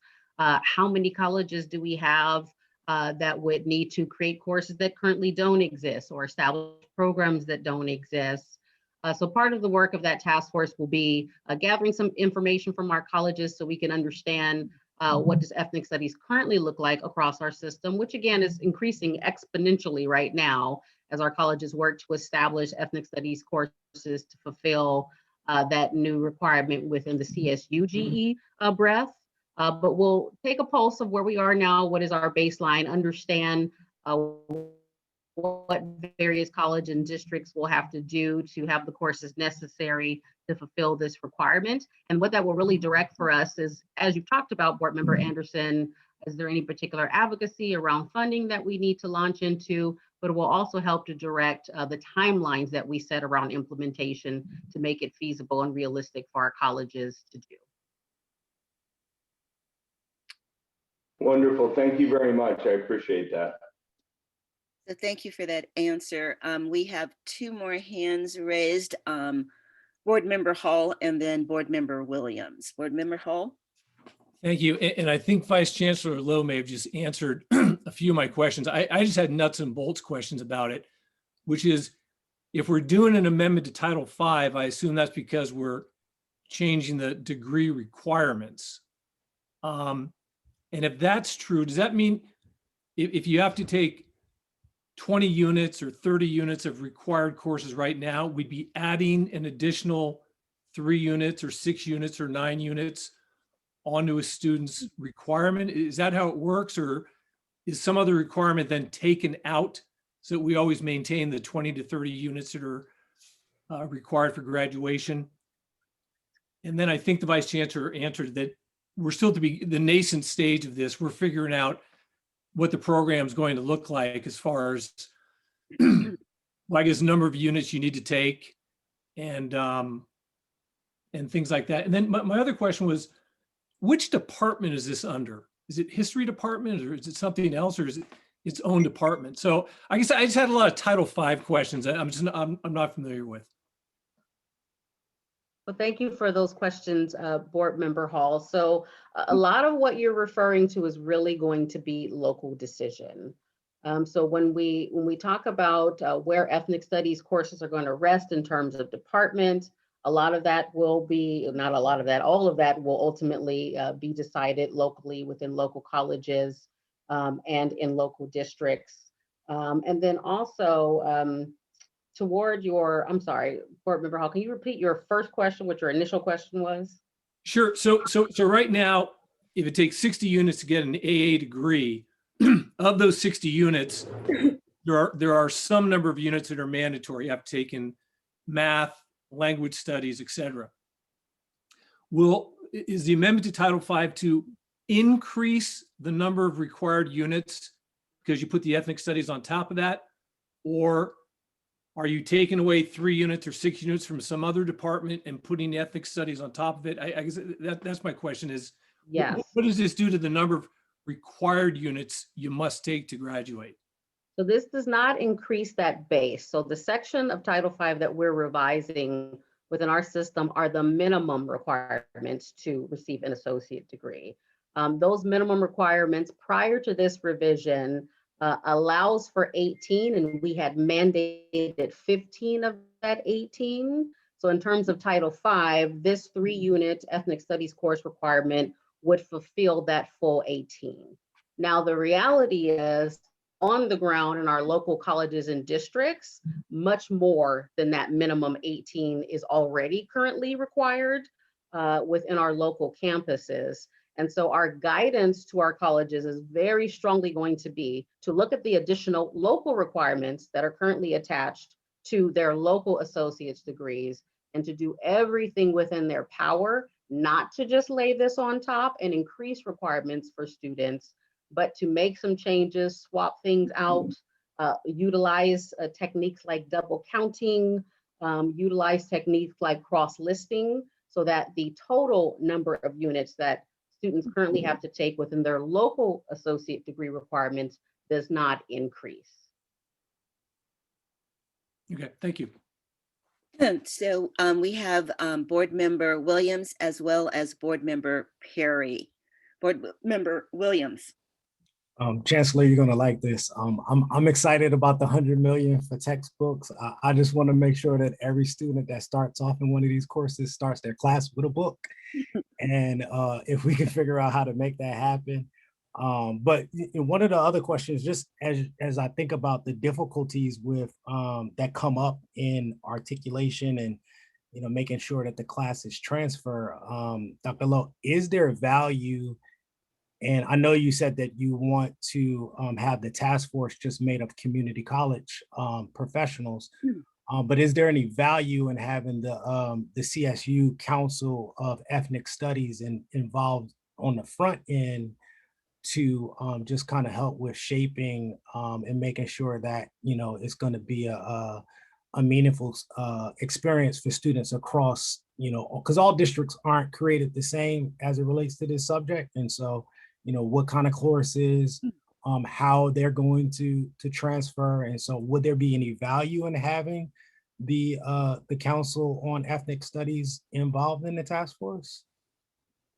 Thank you for that, Board Member Williams. We will absolutely be coordinating with the CSU Faculty Ethnic Studies Council. We are in conversations now, even just in implementing the current CSU requirements.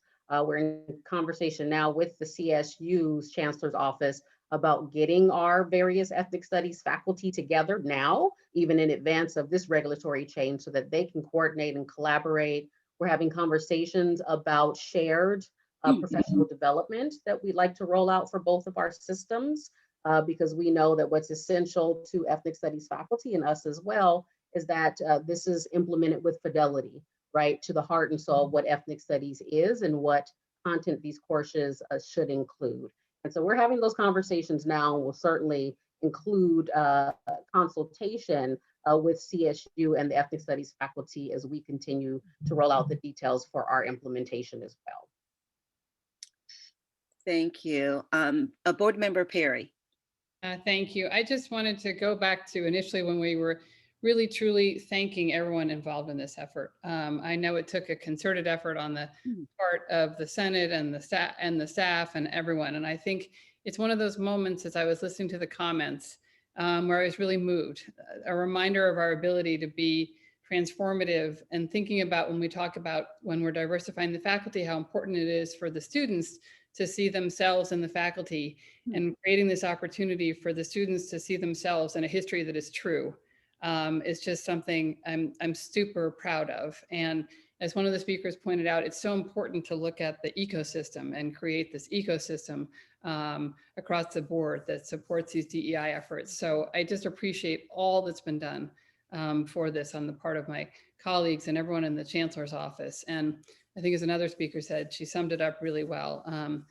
She referred to it as cultivating a space of hope and of possibility. And I think it's a nice moment. And I'm glad we're moving forward on that. I see a lot of shaking heads in the affirmative, Board Member Perry. I think we all on this board are very appreciative and acknowledge this moves us in the right direction. I don't see any other hands raised. Would that be correct from those who can see better than I? Okay. Then in recognition that this is a first reading, let me get my little script here. I don't see that there are any additional members of the public who'd like to speak on this matter. So hearing none, this public hearing is now closed. I'm gaveling it closed. Thank you so much for the comment. I think it'll be very helpful as we move forward on this really important issue. It's 2:30 and we've spent the last 2.5 hours. I'd like to be able to give my colleagues on the board at least a 10-minute break before we go into the next public hearing. So it is now 2:27 on my clock. So if we can be back in about 10 to 12 minutes, that would be great. Thank you.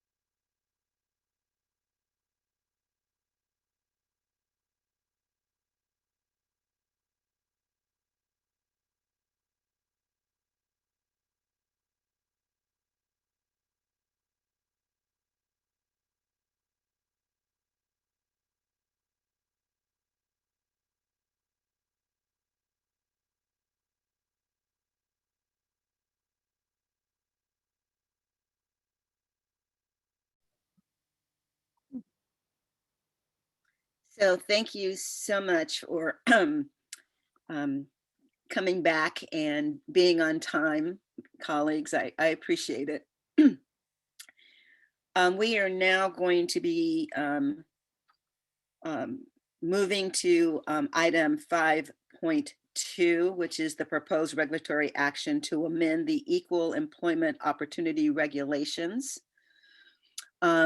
I will remind you that item 5.2 is a first reading and it is a public hearing for these proposed amendments. And the section being amended, one is Title V, and it's the section being amended is 53000 through 53034. Related to equal employment opportunity within California community colleges. So to present on this particular item is Deputy Chancellor Gonzalez. If you will please present. Thank you, President Haynes and board members. I will highlight here that I'll be joined by our General Counsel, Mark Laforeste, and as well as our Deputy General Counsel, Fermin Villegas, who work closely on these regulations. I'll highlight here that these regulations are consistent with the adoption of your DI integration plan, which you adopted in September of 2019. This is a first reading. The recommendations in terms of the DI integration plan always envision an EEO district plan that was meant as a reflective tool, a tool for communities to plan, to engage their communities in continuous improvement, as well as to be able to have a statewide level tool for accountability and transparency.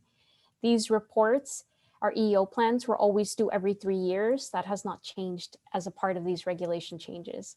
As this work progressed, certainly we recognized that we needed to amend our regulations, as well as the EEO plan template, which is the guidance that we put out to our districts, and then as well as the allocation formula. What you have in front of you today are the EEO regulation changes to begin this work immediately. You're going to hear directly from our Deputy General Counsel, Fermin Villegas, and he'll walk you through in detail, certainly the high-level changes, and then happy to hear from the public and as well as all of you. As I head to transitioning this over to Fermin, I just want to highlight and thank those that participated as a part of bringing you these regulations. With no additional resources for our office to conduct this work, we had to rely heavily on our system partners. And so I want to acknowledge our EEO and Diversity Advisory Committee, co-chaired by our Academic Senate, Dolores Davison, as well as our DEI Implementation Work Group. And board members Rawlings and Aguinaldo represent the Board of Governors in the DEI Integration Work Group, and they have been working closely on these changes to the regulations. I also want to thank our ACRO partners. This is the Association of Chief Human Resources and EEO Officers, who met extensively with our office over the last year, certainly during the pandemic, to provide us feedback as well as to be a part of an initial subcommittee that eventually started this work. And certainly thanking the Consultation Council who recently reviewed these regulation changes. With that, I want to hand it over to our Deputy General Counsel, Fermin Villegas, who's going to walk you through the changes. And then Mark and I will be here to answer any questions you may have. Thank you. Okay, great. Thank you, Dr. Gonzalez. President Haynes and members of the board, good afternoon. As Dr. Gonzalez mentioned, my name is Fermin Villegas, Deputy Counsel of the Office of the General Counsel. I've been sort of the point person for the Chancellor's Office on this portion of the DEI implementation plan. So I'll be the one to walk you through the changes as Dr. Gonzalez mentioned. Again, this item relates to one of the DEI task force recommendations and the integration plan item that you adopted in 2019, which called for the Chancellor's Office to standardize and revise the EEO plan template that districts use to memorialize and communicate their EEO program to the public. Many stakeholders have been involved in this process at different points all along the way, including your very own board member, Aguinaldo and Rawlings. A district's EEO plan is important because it provides us the blueprint, the district's blueprint for building a more diverse workforce. It's a district's public-facing statement of its commitment to diversity, equity, and inclusion with respect to employment, and specifies exactly what the district plans to do to advance their EEO goals. Of course, given the importance of a district's EEO plan, it's essential that the plan be well thought out, be intentional, and that it employ effective strategies to advance those goals. Equally essential is for there to be accountability when districts fail to make any progress, right? So those are the twin goals here, to have an intentional plan and to provide for accountability. As we began the work, it became clear, and I think Dr. Gonzalez alluded to this as well, that we would need to make changes to the Title V regulations prior to amending the EEO plan template. And those would be necessary to provide a better framework for an EEO plan template with this built-in intentionality and accountability, which did not necessarily exist in that way before. So in collaboration with our stakeholder groups that make up the DEI implementation work group, which includes the Association of Chief Human Resource Officers, the ASCCC, the Chief Executive Officers of the California Community Colleges Board, the California Community College Trustees Board, the Student Senate for California Community Colleges, and others, and importantly also including the EEO and Diversity Advisory Committee. We convened several joint meetings over the last few months to gather input and suggestions and recommendations on what the different stakeholder groups felt were necessary elements of the EEO plans and regulations. So these meetings resulted in the regulations that are being presented here before you for the first reading, with our goal of bringing them back for you to adopt at your meeting in July of 2021. Sorry. The proposed regulatory action includes the following main substantive changes. And so this is the high level overview of the primary changes that Dr. Gonzalez alluded to. It includes a local board adoption of EEO plans in public meetings that are not on a consent agenda. And this is in order to allow for more public participation and feedback and comment on these plans when they're adopted. They include process adjustments that allow the Chancellor's Office a meaningful opportunity to comment on EEO plans before they are adopted, and to require the adoption of new strategies if a district's plan objectives are not met, or if a district fails to take appropriate corrective actions subsequent to a direction by the Chancellor's Office. It includes explicit incorporation of the Board of Governors DI objectives into district EEO policies and plans.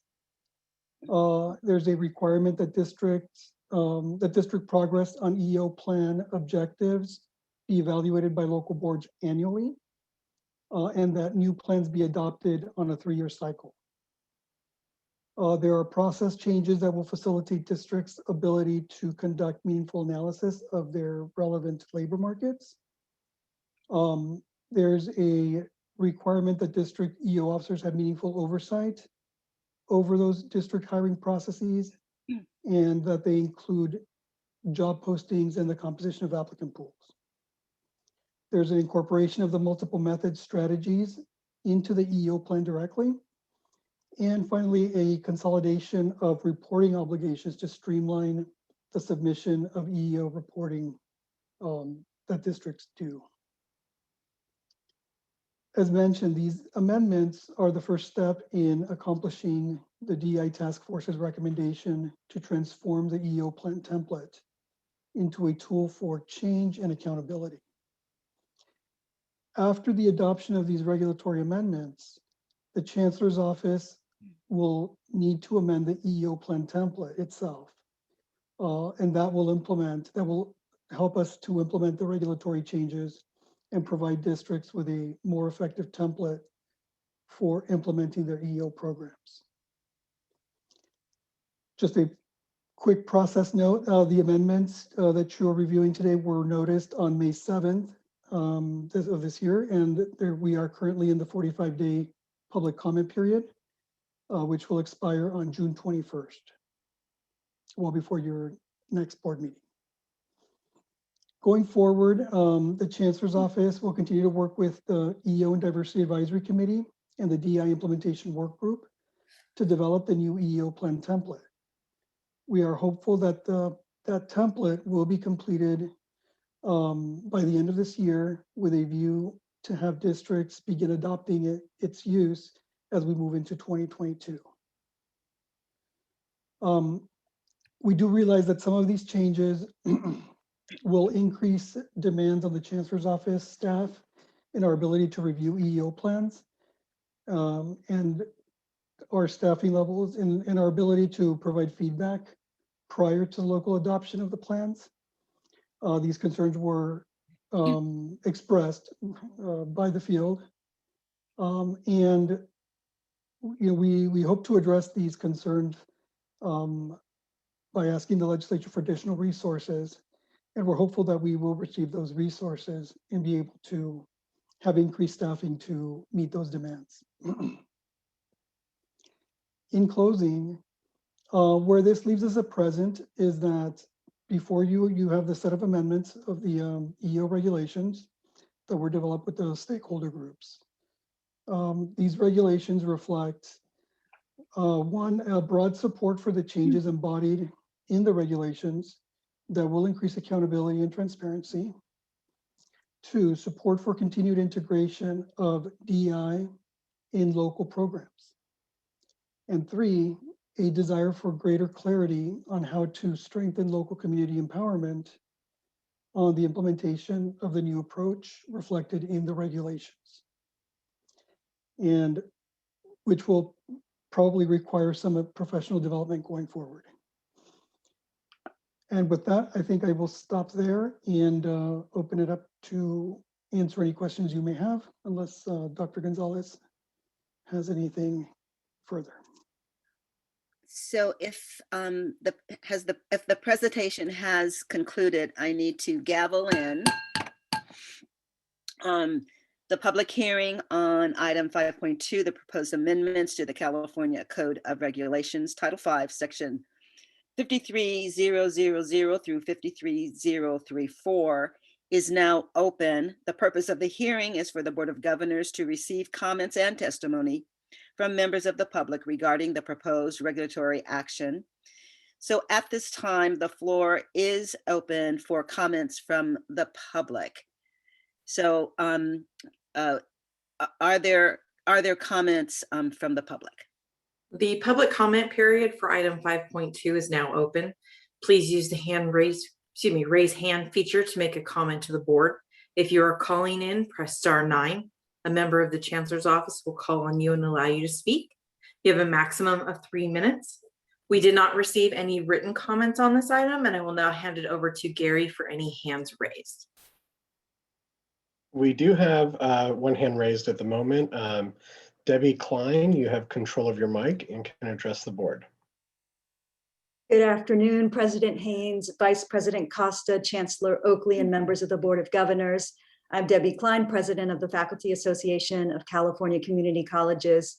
FACC supports these changes and has appreciated the opportunity to engage in the process. We appreciate the hard work that has gone into the creation of these new EEO regulations. We are excited about the role these changes will play in the transformation of our colleges into more equitable and anti-racist institutions. Thanks. Thank you. Are there any other hands raised? There are no other hands raised at this time. So I'd like to hear from my colleagues. Are there any questions or comments from board members?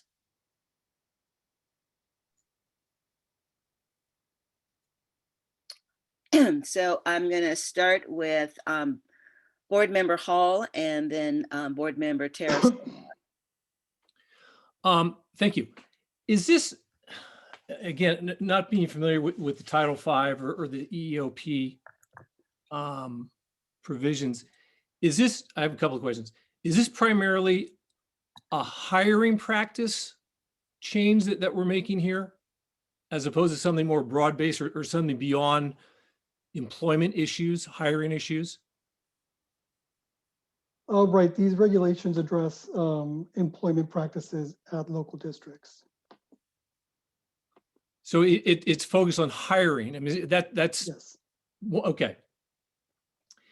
And not knowing what the hiring practices are around the state, I guess my question is, aren't we seeing the DEI happening organically already? I mean, is there any question that DEI is infused in everything that we do? So my question is, if my assumption's right, and maybe I'm flat out wrong, if it is happening organically right now, I guess the question is, do we need to make an amendment to Title V? Happy to take that question. Thank you, Sure. Member Howell. So these recommendations come from the DEI work. And the work really was to amend our EEO plan. As we started to look at the EEO plan, we realized that not we, but the greater we of Chancellor's office from prior years had built a document that was meant for compliance, right? Did you abide by federal law? Yes. And it was just a yes or no process. What we've learned so far, certainly as an institution and from looking at what other best practices are around the nation, is that really you want to build a plan that helps your colleges reflect, plan, right? And really think about your work in 3 years. So it's not a yes or no, but it's really more around how have you progressed? What are some of the limitations? Is it your advertisement? Is it your hiring practices? Or is it your retention? So this piece was instrumental to ensuring that we're advancing the DEI work, certainly within our hiring at our campuses. What it also offers you as a board is the ability to now have statewide analysis, right? You oftentimes asked us, questions like, what are the regions that are actually diversifying? We couldn't really answer those questions because these plans were due at different times and they didn't actually collect that type of information. So these regulation changes will now allow us to do a lot of that work, to have that transparency, that analysis at the statewide level. And then for a campus, to allow them to integrate. So it's not just about hiring, but it's what are you hiring for? What are the competencies? And so these regulations now allow that integration to your SEA plan, which is your equity plan on a campus, right? Now you have your equal employment opportunity plan, your master plan over here. So it's really creating this as a tool to help the colleges integrate all of this work. So as opposed to, because I know sometimes we have mandates and sometimes we have requirements that come out of the chancellor's office, as opposed to recommendations or best practices, we feel it's best to actually to make the amendment to Title V as opposed to strong encouragement by the chancellor's office. Because, and again, I don't know enough about it, but is there a feeling that there are campuses still that are not implementing DEI practices? Or that's what we just don't know yet. We're not sure about that yet. No, we're sure about that. That is definitely our We're sure statewide there's data. not. That's certainly our statewide data. What I would say is I think our role as an office and certainly your role as board members is to ensure that your districts have the tools to do the work. And we believe that making these regulation changes and the EO template changes will provide that transparency, but also that tool that colleges will need to make those improvements. Okay. If I can add, Board Member Hall, I think what this also reflects is the work of the various constituent groups that support DEI work on the ground, that support the hiring process. It's important for us to have a consistent way of approaching this. And so that's why we were able to get the support of the field to create this change to Title V. This creates a framework that everybody then is following. I think as opposed to a mandate, we feel like it is coming organically, but within the framework that will help reporting and other aspects of doing this work long-term and going forward. And it allows us the ability to report back to you in a consistent manner.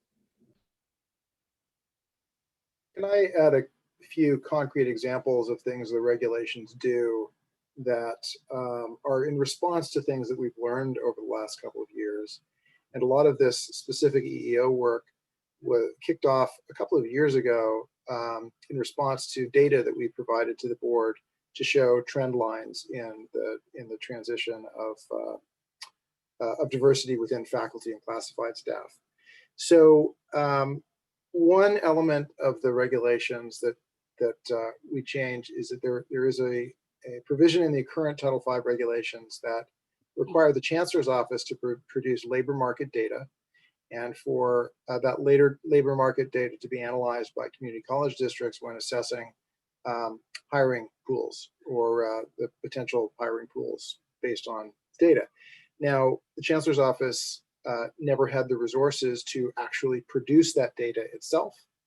And so we never did. And because we didn't, districts viewed that as not being a responsibility that they need to consider when evaluating how to go about hiring. That data exists within the Department of Labor. So we are now pointing to that data instead and saying that districts ought to do this evaluation using reliable, publicly available data. So we're not imposing new costs on, so there's no mandate issue. This is something districts ought to be doing as part of their hiring practices already, but we're directing the districts to a reliable data source. Another thing that came up was the need for to ensure that community college district trustees are directly accountable for their EEO responsibility. And my understanding is that past EEO plans could be adopted through the consent item, which typically doesn't get a whole lot of public attention or comment from Board of Trustees. We're requiring, as part of the adoption of a plan by the district, that it be a separately agendized item so that there's an ample opportunity for public comment. And the Chancellor's office needs to receive notice of these plans before they go to public hearing so that we have an opportunity to comment on plans. It's not an obligation. We're not approving the plans before the board adopts them, but it does give us the opportunity. We think that there are practices that the district ought to consider that we can sort of inject ourselves into the comment before it's too late and the plan is adopted. We're also requiring the district to review the progress on what the plan objectives are annually. So that's another way that we can make sure that districts are being accountable to their own plans. And then the last thing that I think is really significant is that we are requiring districts to give their local EEO officer input into the hiring process. That was another bit of feedback that we received. The EEO officers were there, but they weren't really empowered to inject EEO considerations into hiring practices and hiring the hiring process with respect to individual job openings. So that's another thing that we've done. None of this really is a mandate because we're not really requiring districts to do different things. We're getting them to reorder them so that the EEO considerations are really injected into the process. So if I could just follow, that's one of my questions is what's the purpose of changing Title V? I mean, again, I'm not familiar with it, but we just talked about Title V for one of our other issues. I mean, what does Title V do and what's the purpose in having to change it then? So under the board's own procedures, if there is a rule that the Chancellor's office wants to enforce against a district, it needs to be adopted in Title V. So in contrast to guidance memos and other things that don't go through the full regulatory process with public comment and the two readings, that's the difference that Title V has as opposed to other forms of guidance that the Chancellor may put out. So there are additional teeth to it when we pass something in Title V. And then not to hog all the time, this is my last question. Have we heard back from the districts yet, or is this still within that 45-day comment period? We're in the comment period. But I'll just add, President Hayes, before we move on, that we have heard from districts. In fact, ACRO has all of their regional representatives. They are the experts in our districts. And so that is a part of the EEO DAC committee that we have with more than 56 members from our system. And then you also have the DEI integration plan. I see Member Rawlings has his hand up and he's been in multiple meetings. Thank you. And we apologize that you had to sit through many meetings with us. Thank you. So, Member Hall, good questions, and thank you for asking them. And before Board Member Tarasova makes her comment or question, we have Board Member Rawlings, Board Member Williams, and then Board Member Fitzgerald. And we do have, and we're going to go through our board member comments first, and then I'm going to go back. We have a hand raised for public comment, and I just want that person to know we will come back to that question. So if you can proceed, Board Member Tarasova. Thank you, President Haynes. I'm very excited to see the EEO regulations to have more public participation, as I think it is crucial in the hiring process. And since this data will be so pivotal for the future work of the Chancellor's office, I had a question about Section 53005 of Subchapter 1 of Chapter 4 of Division 4 of Title 5. It specifically reads that these advisory committees shall be composed of diverse membership. And although it doesn't state any specifics, I just wanted to confirm with the Chancellor's office that the student voice will be a part of those important and impactful conversations, as the students are the ones who are directly affected by the hiring decisions. And as student success is the ultimate focus of all the work that we do within our system, I was wondering if it it is possible to require the student voice to be a part of the plan as the local boards will submit them to the chancellor's office. Yes, that is the intent. The regulation speaks of having a diverse membership from different stakeholder groups. And so we definitely contemplate that students would be one of those stakeholder groups that would be participating in that process. Board Member Rawlings. All right. Thank you, President Haynes. Just a real quick shout out to the Chancellor's Office staff, especially Deputy Chancellor Gonzalez, and Fermain particularly also. I saw how much work everyone was putting into this, and especially with coordinating the partners. So I know all of our support staff there have been doing great. I'm very excited for this item, particularly because having been in the community colleges now for about 25 years, I think, maybe a little longer, I know how easy it is to get kind of trapped in the traditional processes that colleges use. And I think this is one piece out of many that's going to be coming forward that really begin to shift that needle. And so where some folks might look at the regulations and think that it's fairly straightforward and pretty clear, this really, I think, will move the needle at our local colleges, and I'm very excited for that. So thanks everyone for their work. Thank you for that comment. Board Member Williams. Yeah, and I just wanted to echo Member Rawlings's comments. You guys did a yeoman's job. There's so much happening in this work, and I really wish all trustees can go through the trustee fellowship, equity fellowship. What I've seen happening in my district is almost like you're giving districts multiple pathways that want to do this work, and helping them kind of remove the excuses that can sometimes get in the way to not doing it. Like what I've seen is specific positions related to DEI created to help the district office with implementing, so resources are being allocated. And so I think, just great job. On the corporate side of my job, I get a chance to do some DEI work. And I really think you all have some real best practices. Corporations market their stuff really good when they do stuff. And so I think maybe toot your horn a little bit more on, some of the stuff that's happening in the state and, figure that out.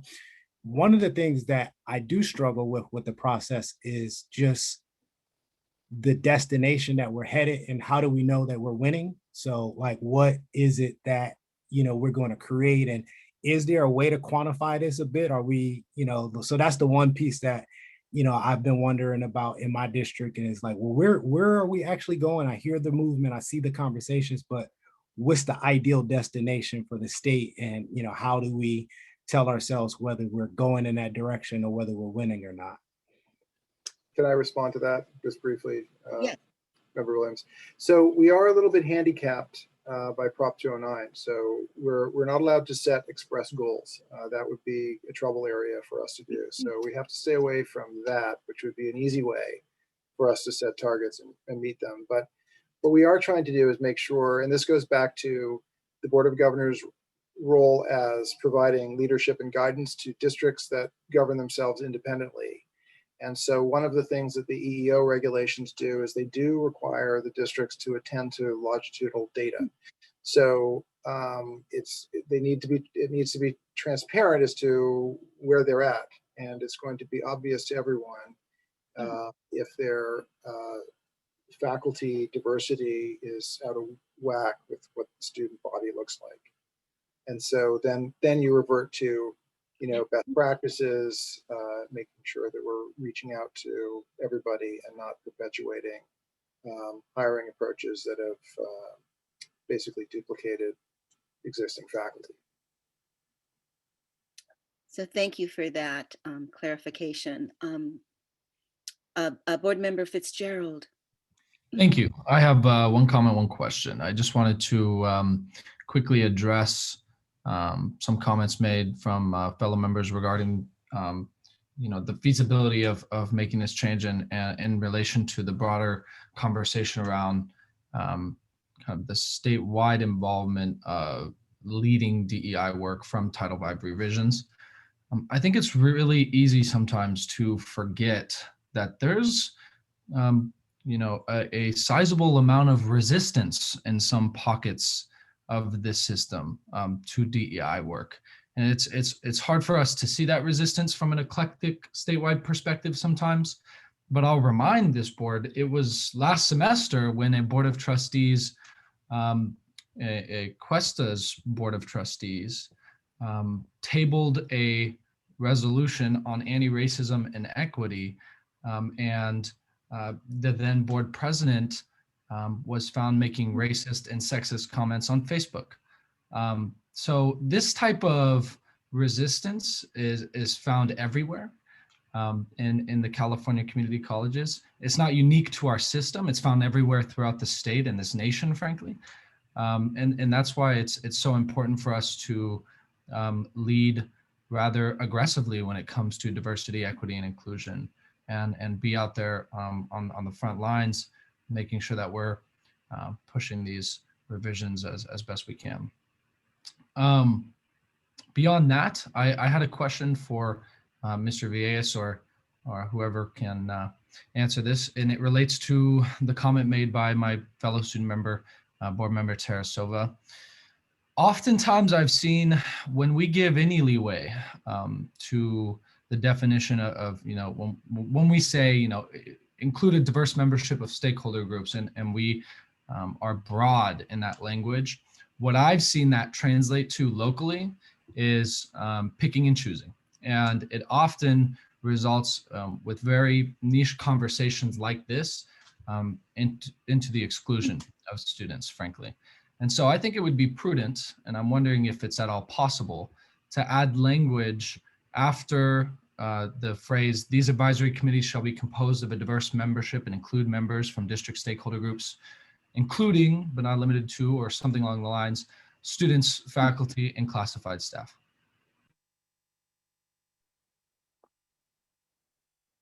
Who wants to So, take? yeah, I'll answer that. Yes, that's definitely a possibility. We can take that under advisement for inclusion in the second read of the regulations. I think the reason we left it we used more broad language was that we could encompass all manner of diversity with kind of being efficient with the language that we use, right, and not have to list every group that might be included in any campus. And it may be that certain groups may not exist in certain campuses, right? So by using the broad language, we kind of gave maximum flexibility to the local boards to create these advisory committees, but we can certainly take that into consideration. Thank you. Are there any other questions from board members? So I understand that the person who wanted to make public comment has taken their hand down. So I would like to make comment on this particular item. First by saying, when you go to start to thank people and and there's invariably you forget somebody. So that I think that's part of the challenge of when you start to name all of the folks, and maybe there's a way to do that, name folks invariably, depending, because we have 116 colleges, invariably there may be some real challenges in making certain that everybody's included. But I do want legal staff to sort of look at the request that board member Fitzgerald has asked for, and language in a way that it doesn't exclude, but kind of clarifies some of the participants. With that, let me just say that I'm a 22-year Board of Trustees member, and so as I look at this, and I know that for my district, we have the benefit of a former Chancellor's Office legal staff who came over and I know Eloy, and transitioned into the personnel area. He's legal counsel, but he did some tremendous amount of work relative to revamping and relooking at these areas, and did a really good job. And even with that, there's some areas that I'm now going to be asking him to do a report on what's there, and then where do we need to go. Many campuses, many districts have not been thoughtful, or maybe have been thoughtful, but have not paid close attention over the years. I can say that from my own experience, the report that we did every 3 years in terms of EEO, that plan was a 3-year plan, and we did not look at it until the 3rd year, in which we had to then figure out what we had done and where we needed to go. And so I really appreciate that not only do we do a 3-year plan, but that the Board of Trustees now has agency to have that come back and ask the important questions. This is what we have. Did we meet our expectations, our analysis, and our goals, and where do we need to go? And because that will help us answer to what extent have we been successful. So I commend the Chancellor's office. I'm looking forward to the template relative to that. It was clear to me as a board member when we started down this path that we didn't look very closely, one, at the applicant pool, that our questions did not focus in on DEI in a way, and those questions are key to getting at the competency, and it raised the level of cultural, racial, and ethnic competency in the applicants that we were then sending off to our college campuses in terms of who these folks were. And those questions are absolutely key. And some of the answers back then were fluff. Everybody had sort of the right answer to it, but this is not about the right answer. This is about what have you done in your experience that raises to the level that you can get in front of our students and really speak to their diversity and understand and meet students where they are. So this is work that is critically important, and so this is a move to really take this back to our college campuses, provide some template of where our colleges and where our districts need to go. So I want to thank you for all of the work that you've done on this area. Before I close this out, are there any other questions on this item? So seeing none, let me. President Haynes, my apologies. Member Aguinaldo has her hand up. Oh, thank you so much. Yes, Member Aguinaldo and Bill Rawlings, thank you so much for your work on, your work on this particular committee. So please, your comments will be helpful. Just a quick comment. It's absolutely an honor to serve in this capacity, because the folks who are serving on these committees, the EO and Diversity Advisory Committee in particular, bring to the table such subject matter expertise. And I have been so blown away by the amount of complexity there is to an issue like this. So I would just encourage all of us to do what Brian Stevenson encourages in all of his work, to gain proximity to the problem. And if we are coming from a position of everything is fine and we're doing great work and we've already turned the ship, that we need to check ourselves again, because it is going to be a long time before the ship changes direction, and it is not for lack of effort.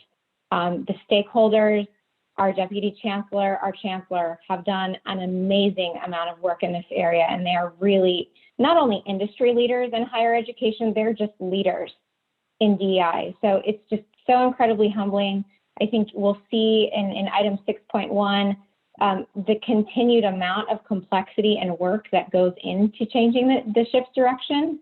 And that work needs to be underscored immensely. So thank you very much to everyone who's worked on this, especially to my colleague, Board Member Rawlings.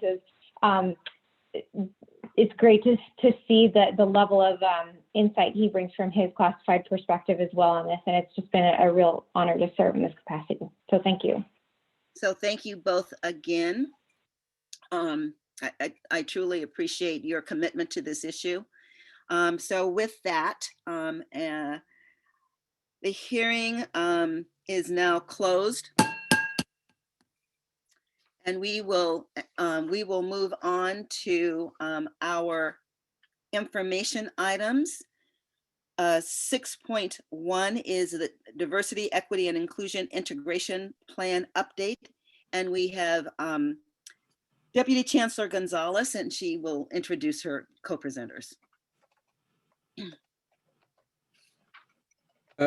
President Haynes, if I can just, as Deputy Chancellor Gonzalez comes on, I just want to first of all recognize the work that she has led with our system partners around this issue. It has been a tremendous amount of work, and as we recognize the murder of George Floyd about 1 year ago, we have come a long way. We have a long ways to go, but this work is essential for our system to respond to the call to action and to respond to the changes that we must lead as a system in California and in the nation. So I want to recognize the work that has gone on. It's been a tremendous amount of work.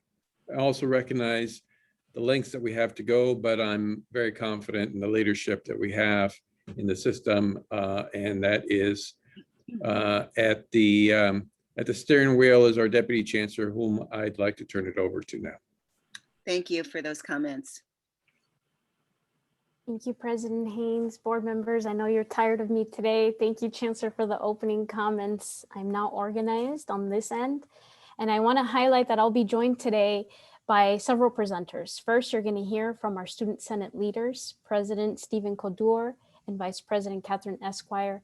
I will also be joined by our Executive Vice Chancellor Marty Alvarado and the Secretary of the Academic Senate. And before I head there, I'm going to walk you through a couple of slides, and I will say that what we're going to cover today is partly in your documents, but this presentation is really about the future of the DI work. And so you do have this PowerPoint presentation in front of you. We will definitely upload it to our website. All of our PowerPoints get uploaded to our website right after the first day of our meetings. So first, let me thank you for your continued interest in hearing updates, quarterly updates. This is your quarterly update, and I want to thank you for allowing us to move the update to this meeting. We were certainly not ready in March. There were some delays due to COVID-19, but more importantly, we wanted to make sure that as we were moving forward, that we had the right framework to be able to present to all of you. So thank you for this opportunity to move the item. I also want to acknowledge that you have an extensive attachment, an attachment that shows the transformation across all of our associations that have been our partners in leading this work. You have ACBO, these are your chief budget officers who have been at the table and rethinking how we could integrate diversity, equity, and inclusion into all of our funding sources. You have ACRO, these are human resource officers. The Academic Senate has always been at the table, and they've been leading and educating our system on how we move from DEI to anti-racism and new language that we could adopt as a system.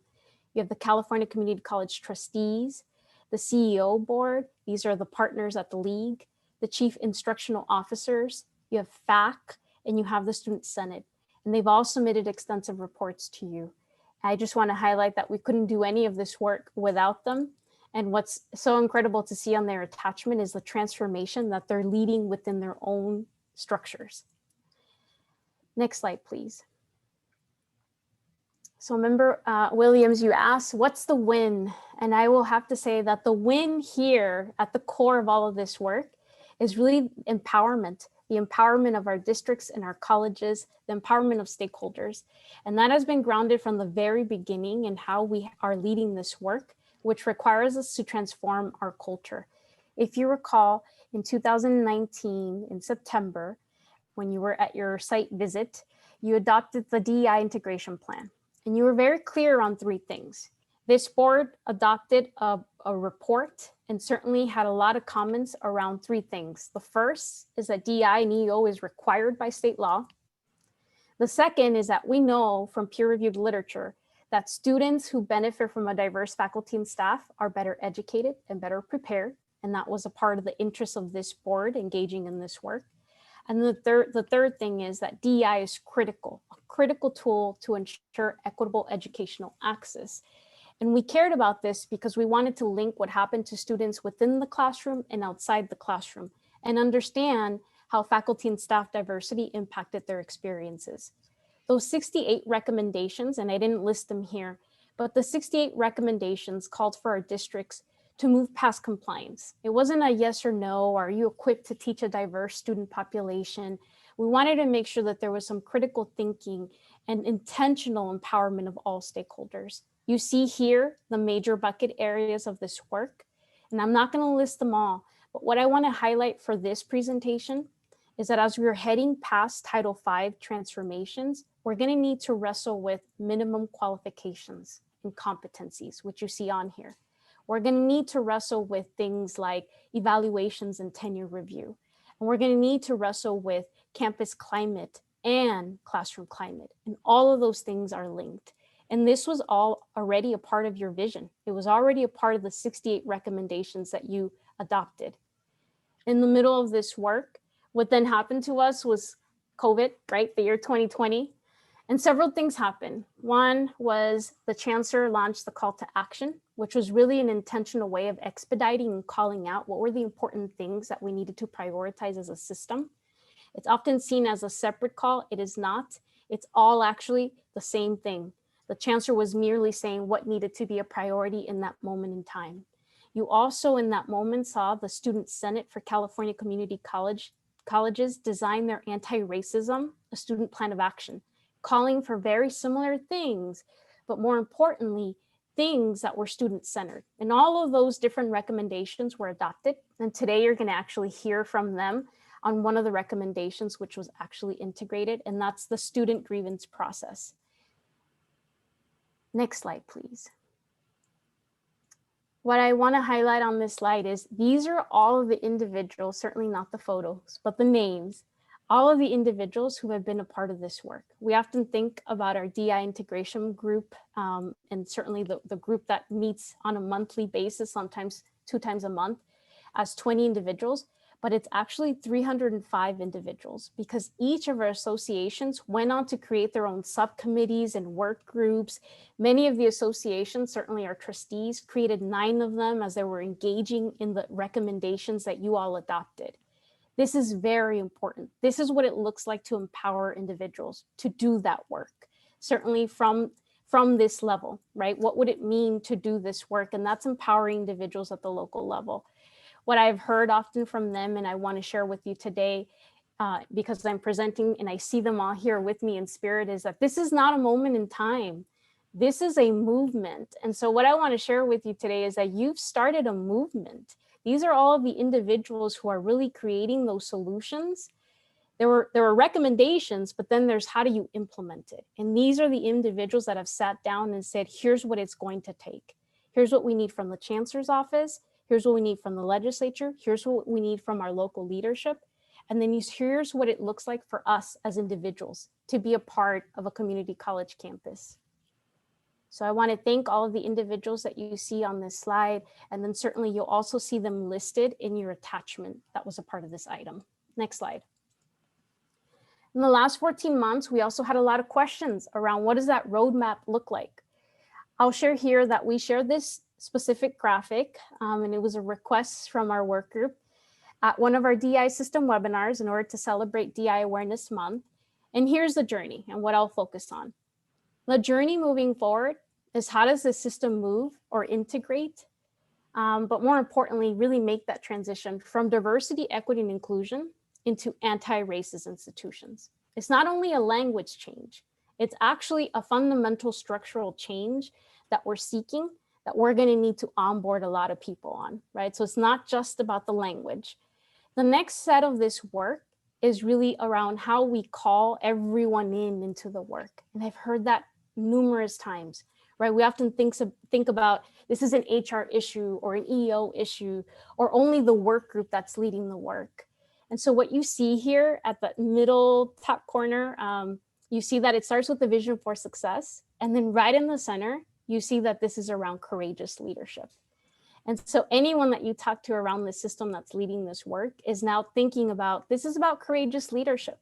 This is how we transform ourselves as leaders. And more importantly, how we bring that to our classrooms, to our institutions, to our interactions with each other. Next slide, please. You also are hearing a very similar message from our state and federal leaders, right? You heard very closely at your last board meeting that the economic recovery will be about equity. More importantly for us was that that plan specifically called out each of the pieces that we're already working on: evaluations, classroom climate, tenure processes, core competencies. That's what that plan called for. Similarly, at the federal level, you hear our federal leaders talking about equity and how it gets integrated not only into our infrastructures, but certainly in the way that we fund our colleges and our K-12 systems. The new language and the work, as we're thinking about this, has to both be able to answer to state and federal solutions, but more importantly, ask all of our partners to transform as well. So I'll take a quick detour as we're thinking about those EO regulations, and certainly it's a part of this item. It's a big part of the lift that we just were able to accomplish. Those EO plans eventually end up in accreditation processes, right? They are cited as evidence, And so as we're thinking about transforming ourselves, the work is also about transforming others, transforming our accreditors, transforming the state and the federal government. And I would say that's all a part of the work that you all are leading in empowering our institutions to be student-centered. Next slide. And here's the work ahead. This is certainly not new. Our system has been seeing this slide over and over again as we're trying to normalize the conversation. And what we have been saying is at the core, our institutions are educational excellence. They're institutions that are geared towards providing a quality education to all of our students. What we have learned is that collectively, when we think about educational excellence, the work is really around addressing these key areas, right? So it's sort of like a quick cycle, right? We care about who's in our classrooms and what competencies and qualities they bring, but we're also going to provide them professional development and support them, right? Once they are in our classrooms or if they're already in our classrooms. And the reason why those two things matter is because we care about what happens inside that classroom. Is it culturally responsive to serve the most diverse student population in the nation? And then what does our curriculum look like? And what are our teaching practices? And are we keeping up to date with that new pedagogy? We care about that because we care about student outcomes and student experiences and being responsive. And then more importantly, because this work has always been about evaluation and accountability, because it's all a key part of how we continue to improve as a system. So this is what we call our teaching and learning ecosystem. Next slide, please. I wrote about this in the written item extensively, so I will not cover this in full. But what I'll say here is that as we're asking our colleges to move from compliance and into empowerment, they wanted to know, where are we? Are we on level 1? Are we level 2? So we actually had to design this, and I want to thank the Foundation for California Community Colleges and the Success Center who helped us build this. And it was really around, as we were looking at other private institutions, at what other four-year institutions were doing, but more importantly, at what we were seeing and observing from our colleges, what would it look like to progress into empowerment? So you see here that it starts with self-awareness. I would say that is a lot of where our colleges are today. Certainly there's a lot of inquiry, and that's a very different stage, right? That's really more around identifying your collective communal language, reorganizing ourselves. This ends at the end in terms of a spectrum of 7 levels on ongoing evaluation and accountability. And that's really important as we're asking our colleges and districts to operate differently. because what you'll hear is we are trying to transform, but X hasn't changed. And the X could be our K through 12 partners, the federal government and their funding requirements, accreditation. And so you see level 7, which is really that piece. We're going to begin to normalize the spectrum of where folks are, but it's really going to inform and be our framework for how we provide professional development and technical assistance. And that's very unique to a campus. So a big piece of this work will be helping them self-identify where they believe they are, and then taking ownership about the work that they want to take on and how our office could help them. Next slide, please. In this slide, we just want to be clear that as we were thinking about those levels, we wanted to make sure that we identified all of the parties that needed to have a role. Certainly the Board of Governors and the system progress is critical. That would be our office. Our statewide associations have a role as well, as they too provide professional development. Then our districts and our colleges, and these are really our leaders, our CEOs, our trustees, but really everyone identifying themselves as a leader. And then the last piece, which is individual accountability. Next slide, please. As I move forward and we're thinking about our colleges and how we help them, we're also keeping an eye on what is our role as a chancellor's office at the statewide level, and what does that journey look like to help DEI be integrated into all of this work. You see here on the top left corner that it started with leadership and engagement, and that was the work that you all started in September of 2019. Then we needed to develop policies, and certainly you started that work with our Title V DEI definition. If you recall, we had to adopt a whole new definition. Then we needed to engage stakeholders. That's really our DEI implementation work group. And then the 305 individuals that you saw on that slide earlier today. Here's where we are today though, and we're quite away from completion. Building local and legislative support. As Board Member Fitzgerald highlighted, there are still some communities that are not ready for this work. So the work continues there locally. Legislatively, you all have been leading and advocating for DEI investments, and I hope that later tomorrow you'll have good news. We're seeing some good news of our state legislature wanting to invest in this work. But I wanted to give you an update on where we are in terms of what we see as our statewide integration plan. Next slide, please. And then this is a reminder of what you requested. What's important for us to note here, and certainly in all of our advocacy, thank you for including it in your advocacy day. We also recently did a briefing with legislative staff 2 weeks ago. And what we asked was for their own courageous leadership, their leadership in leading, in supporting our policy changes with actual funding. Next slide, please. And I wanted to give you a glimpse of where we were heading next. And here's what I'll say. I'm only highlighting 7 key things because the work is moving quite quickly. But over the next 6 months, here's the work that we've asked our own group internally at the Chancellor's Office to take on. It's also not new work. So you see first, getting the EO regulations to the finish line, which means that our office has to put out brand new guidance, a brand new template, and then make sure that our allocation is aligned. This is going to be critical, especially as the legislature seeks to invest in equal employment opportunity. There's approximately 20 million in the May revise expected to come towards that purpose. You also see on here, of course, continuing to advocate. That's number 2, for additional resources. Number 3, pursuing new and ongoing partnerships. This is going to be really important for us as we head down the route of classrooms and what happens in their classrooms. We have to bring on new partners. Because what happens in the classroom is not just the faculty, it's the counselors, it's our classified staff who are supporting our students. And so we will need new partners to begin to mobilize that work. That was number 3.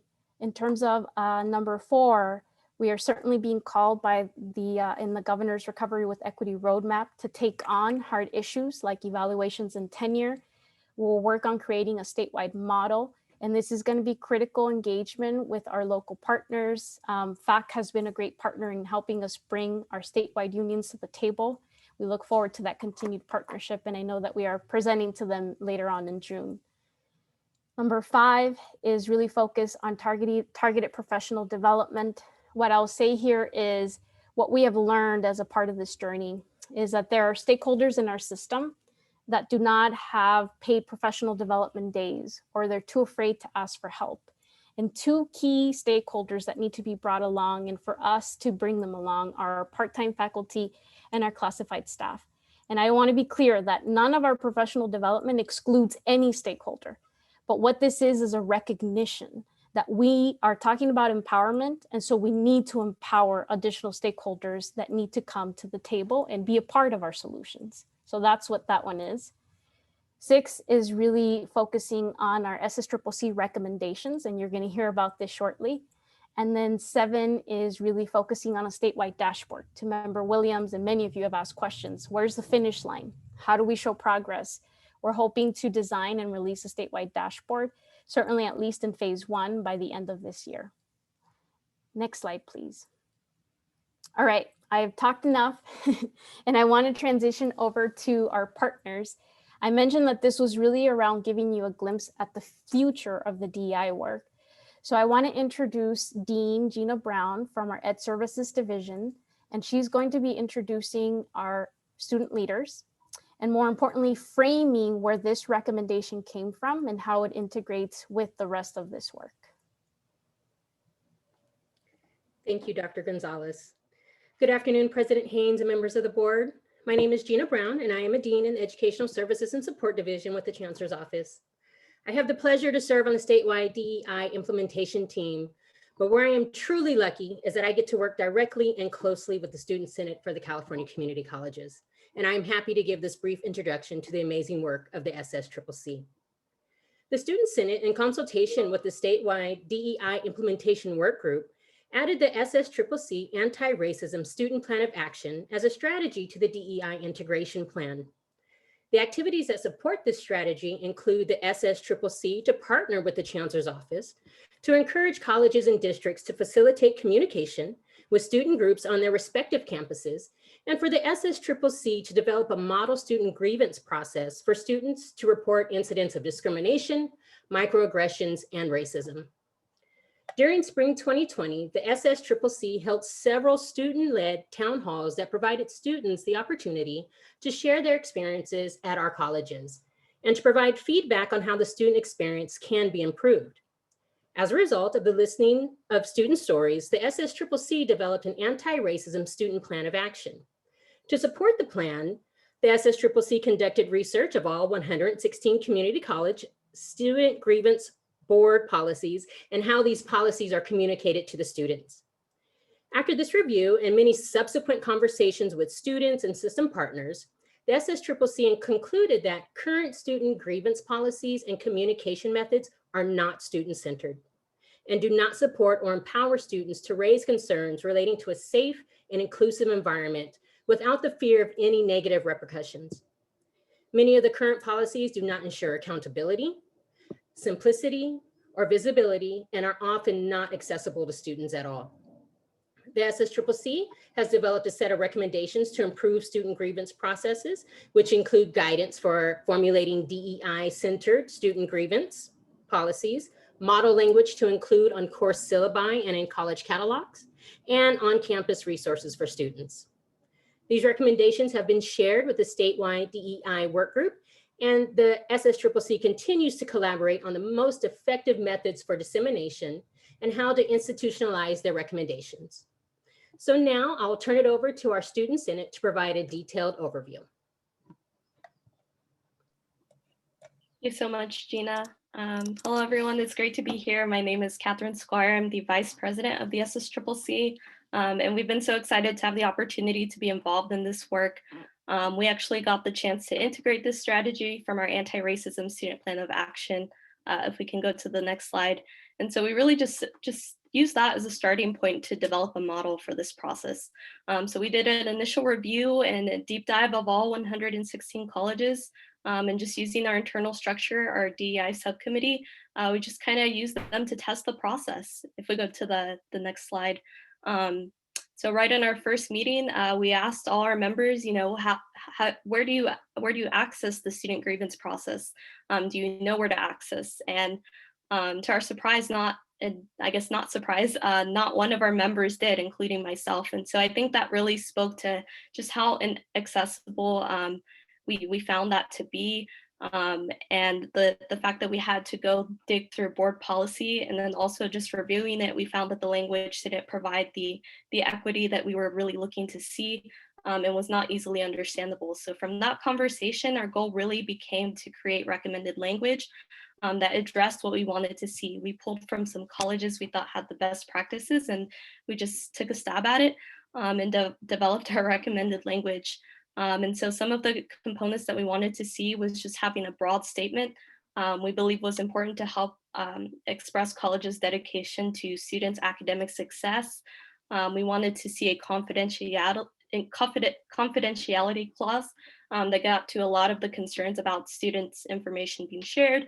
So really conveying that sense of privacy that students would have in this process, and with the parties that just needed to be involved.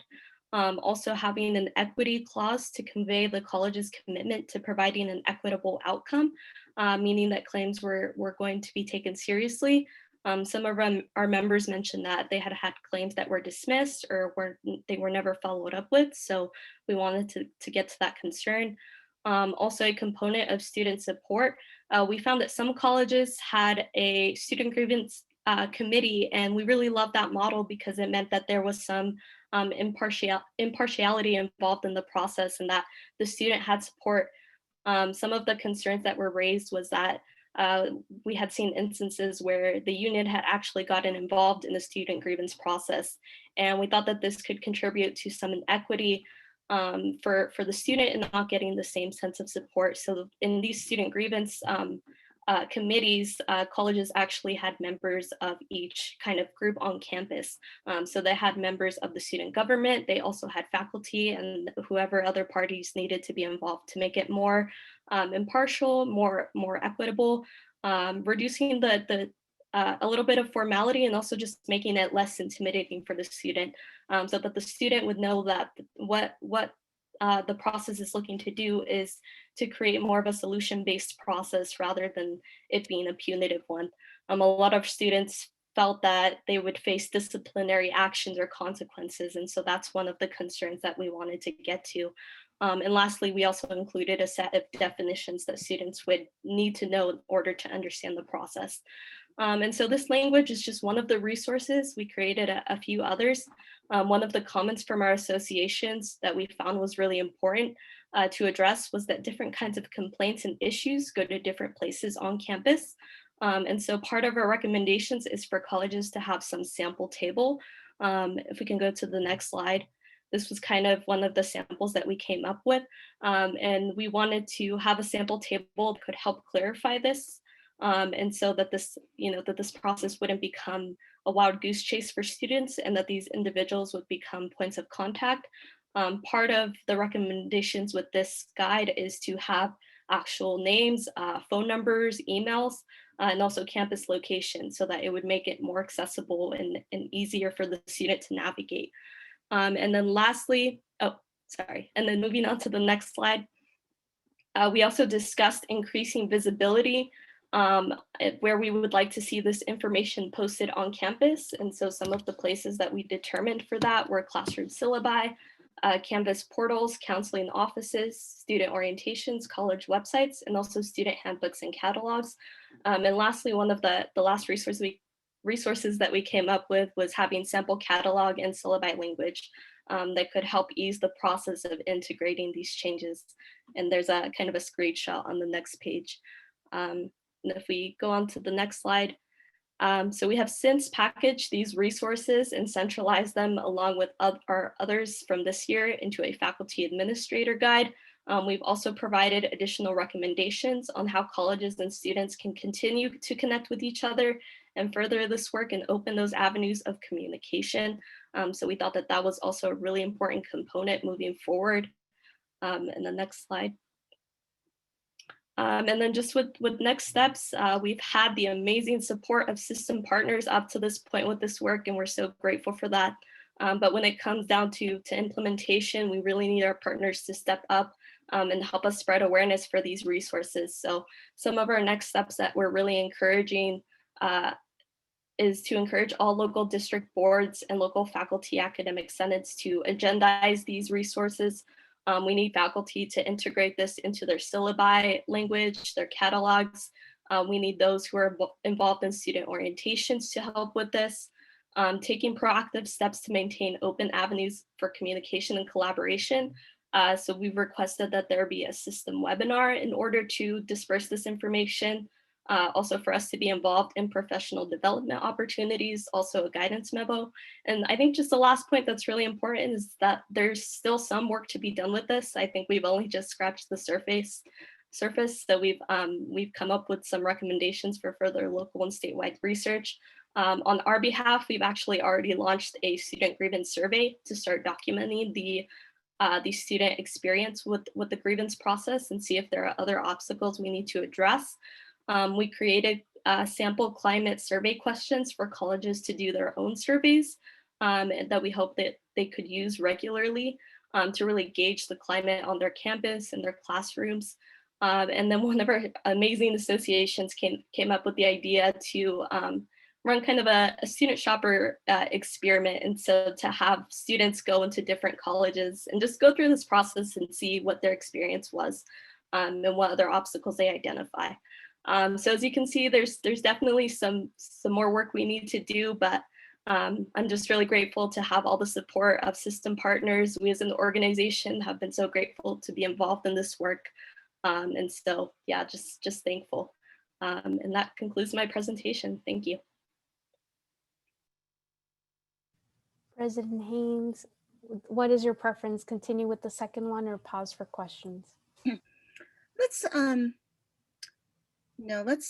pause for questions at this point from our board members. It's a lot too. Yes.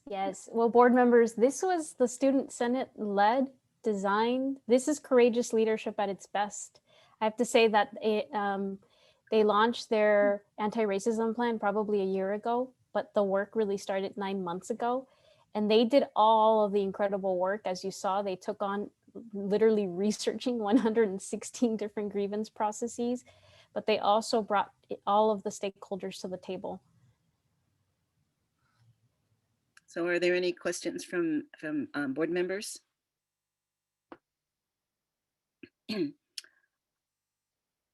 Okay, I see one hand raised. Board Member Fitzgerald.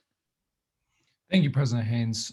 First, I just wanted to congratulate Ms. Squire on the incredible work here, as well as obviously Mr. Kruger and frankly, the entire executive board this year of the SSCCC, which has gone above and beyond. I know personally, Catherine is doubling as a student at UC Berkeley and works vigorously every day in DEI and goes above and beyond when she doesn't have to do that. So we owe a large debt of gratitude to Catherine for this work.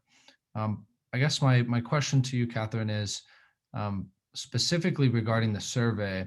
I know it's extremely difficult to right now, especially during the pandemic, to get enough responses for your data to be meaningful. And this is because there's a huge gap in communication. It's so difficult to reach the very ground level of students right now when most students are frankly clocked out and are tired of being online, are Zoom fatigued, and want nothing to do with school other than passing their classes.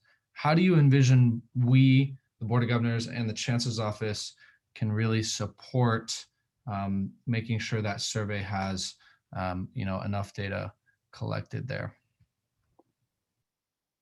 Yeah, thank you so much for that question. I think the idea with having those kind of sample questions was for colleges to really take the initiative and do regular climate surveys. So it wouldn't be just kind of a one-time thing, right? So colleges would regularly be doing this either by semester or by year, so that way they can kind of document as changes happen.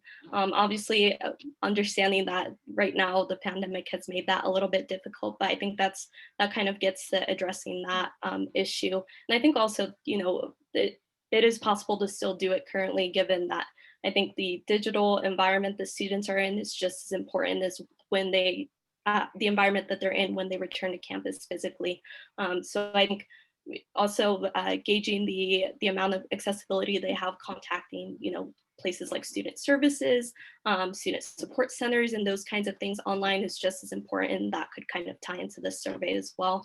But yeah, I think in terms of getting the word out and encouraging colleges to do that, a few of the things I talked about was possibly doing a system webinar to encourage, maybe getting it out in a guidance memo. So those are all things I could see possibly being ways to get that out.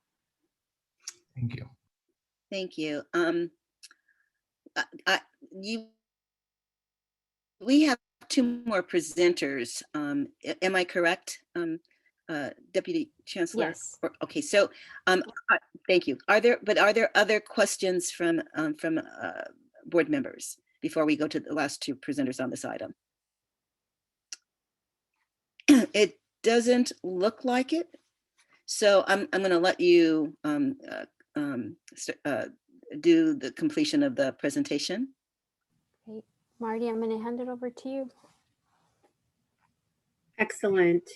Thank you, Deputy Chancellor. I'm Marty Alvarado, Executive Vice Chancellor for Educational Services, and I'm joined by Cheryl Aschenbach, ASCCC Secretary and Executive Board Member. So the second item that we're going to be jumping into is the faculty evaluation and tenure review item.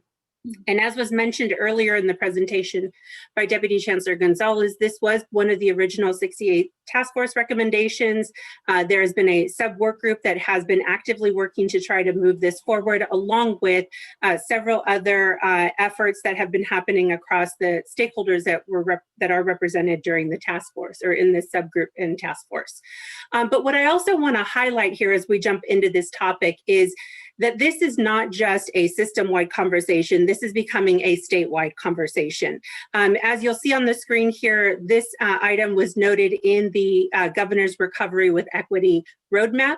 And within the report specifically, recommendation number 2 calls for cultivating inclusive, engaging, and equity-oriented learning environment. The report also calls out under this recommendation for very targeted practice changes that they are hoping and looking for every segment to incorporate.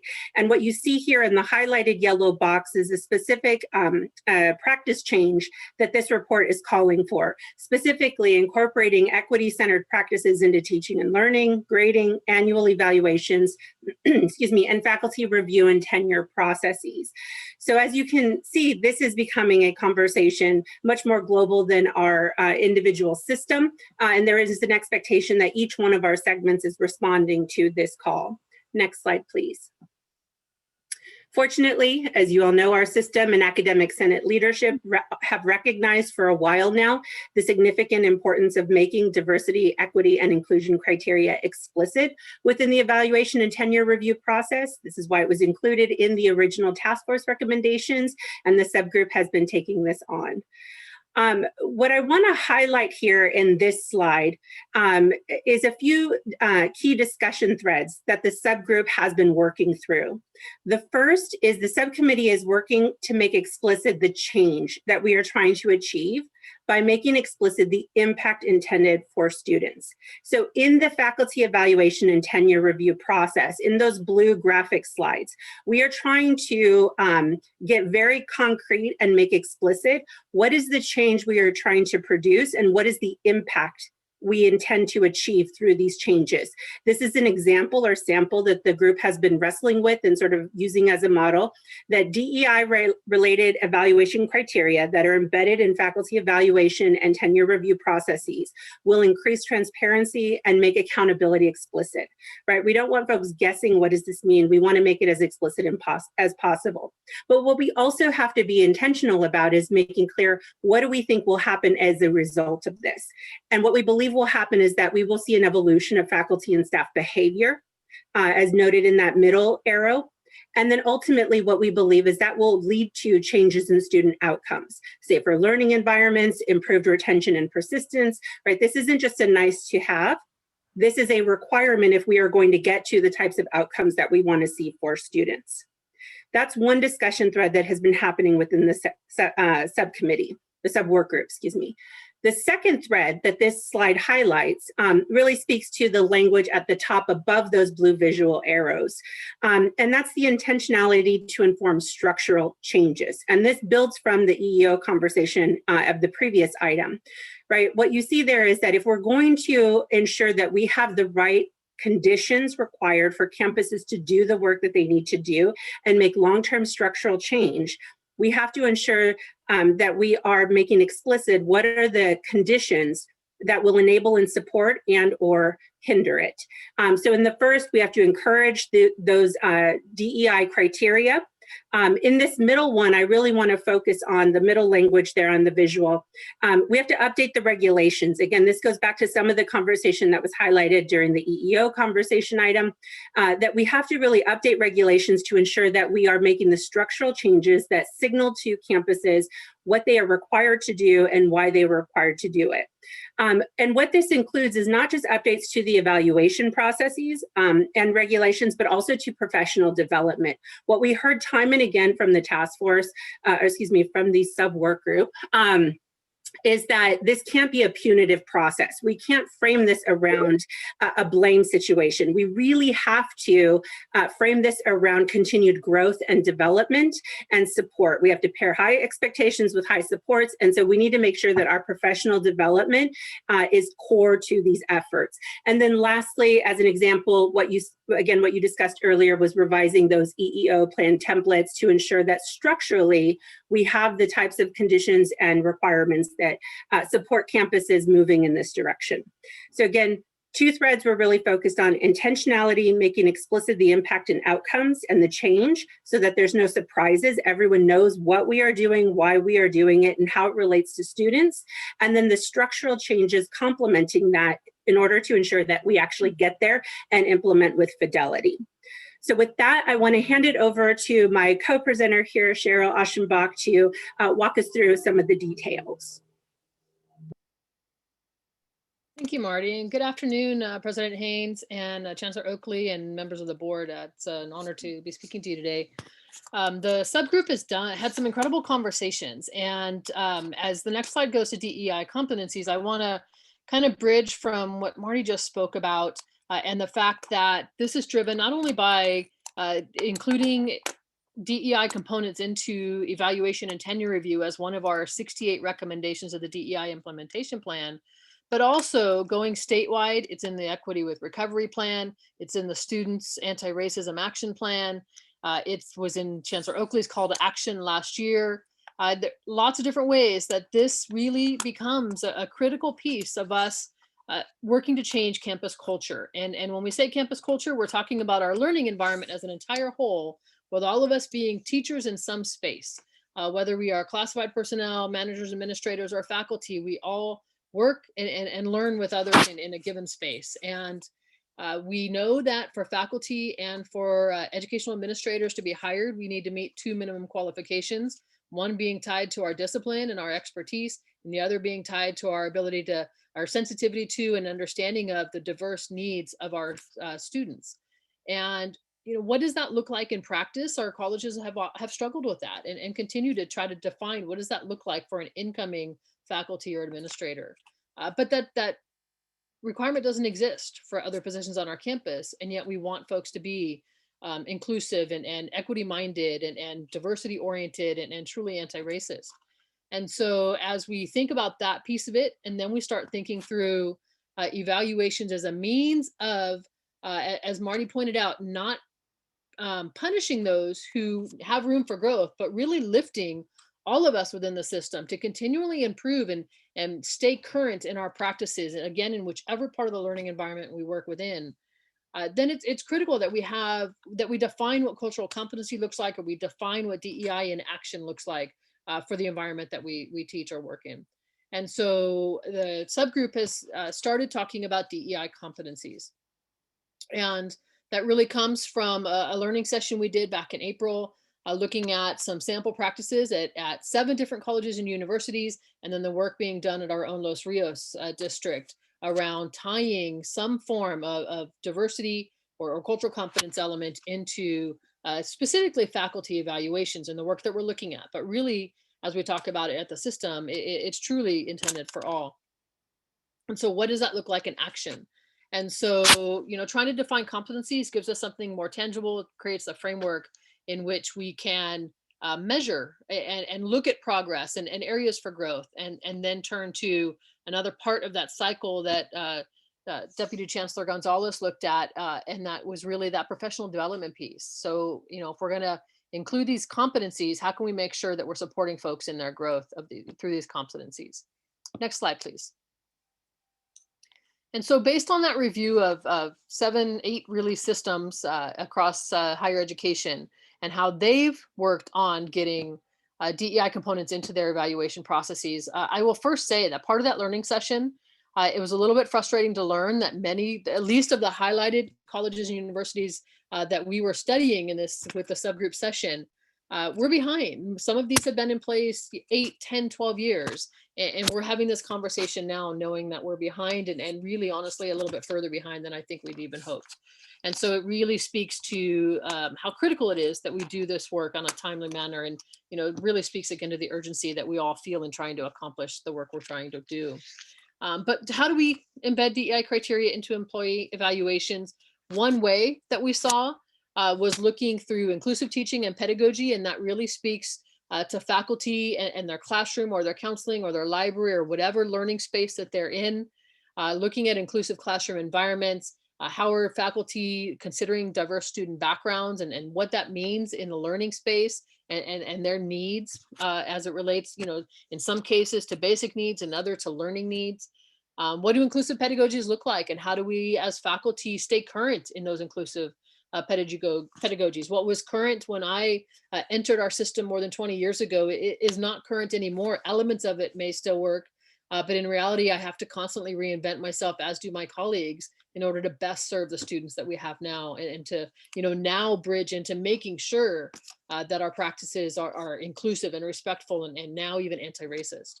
And so how do we as faculty integrate diverse examples, voices, and scholars so that we lift and give students examples of people like them and really see that everything is possible and anything is possible, and inspire students through that work. And so, those are some ways that we might see faculty embedding cultural competency element, DEI criteria, and then reflecting on that in some way in evaluations. Also, it's important to note that as faculty and as personnel on our campus, all of us, it's not just about the singular job we do. For me, that's teaching. For others, it's working in a space to support others, but it's also about service to our institution as a whole, because that impacts our students and our colleagues as well. And so, DEI isn't just about the learning space, it's about the working space. And so what does that service to students and to our colleagues look like? And that some ways we may see that as criteria, or as how are faculty and others contributing to programs that strengthen DEI?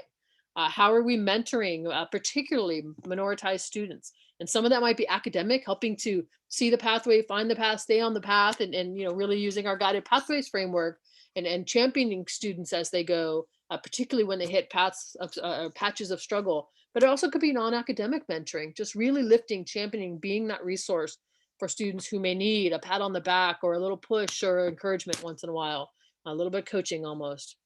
Are we in some space perhaps providing minoritized students opportunities and really opening paths up for them, particularly outside their academic path? Are we serving in organizations, just like programs that are making a difference, that are helping to close those gaps for students, or in some way, furthering DEI efforts on our campus or even within our communities? And are we perhaps contributing to research and further scholarship and the learning of others, perhaps related to DEI?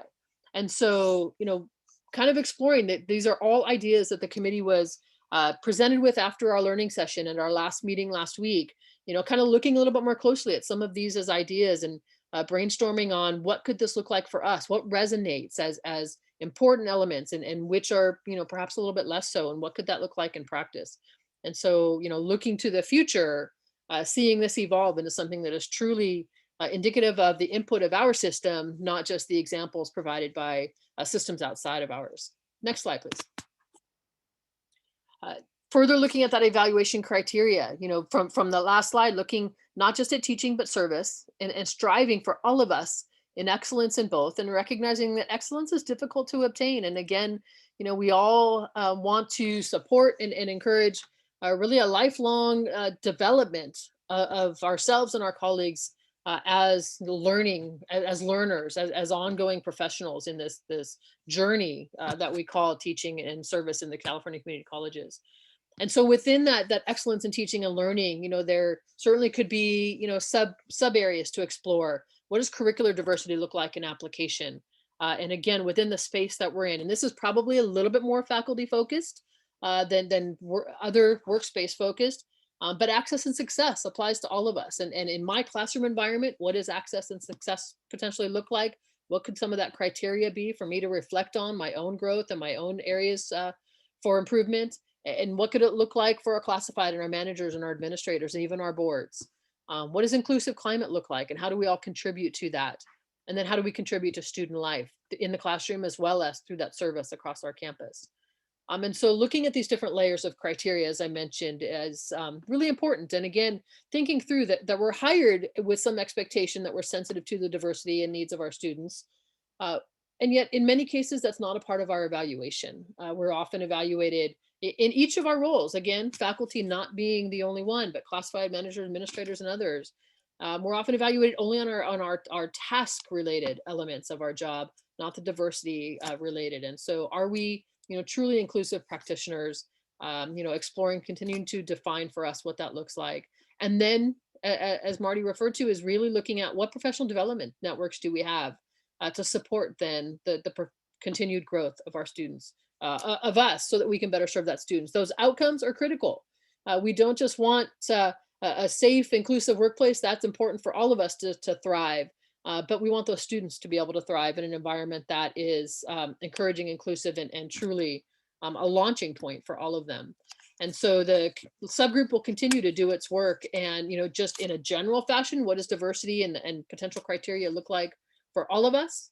And then we'll continue to work as the Senate and with the Chancellor's Office and our partners in the subgroup. What does that look like in application for our faculty? And we know that some of this will need to be negotiated locally, and the Senate plays a role in that, although many don't know that. Ed Code Section 87663 provides that where collective bargaining or where contracts and evaluations are collectively bargained, and they are across our system, the Academic Senate shall be consulted by the bargaining units prior to negotiation. And so it'll be important for us as a Senate to provide examples and provide support for our Senates to work closely with their local units and set themselves up for those conversations in negotiation. And the Senate recognized this a while ago. In 2013, we had a paper, Sound Principles for Faculty Evaluation, and it spoke to some of the things we're talking about right now, that the Senate plays a role in providing input to our bargaining units before they go in and negotiate evaluations in particular, and that evaluations need to be seen as growth oriented and not punitive, and that it can only function well if it's got a sound and effective professional development system to really help people progress through their career. And so we'll continue to do that work alongside the Chancellor's Office and our partners. So thank you very much. So thank you so much for that presentation. Before I go to questions, I want to allow Deputy Chancellor Gonzalez to close us out on this presentation. The only thing I'll highlight, thank you, President Haynes, is these are the two toughest areas as a part of the 68 recommendations. That's exactly why we listed them, to give you a glimpse into the future.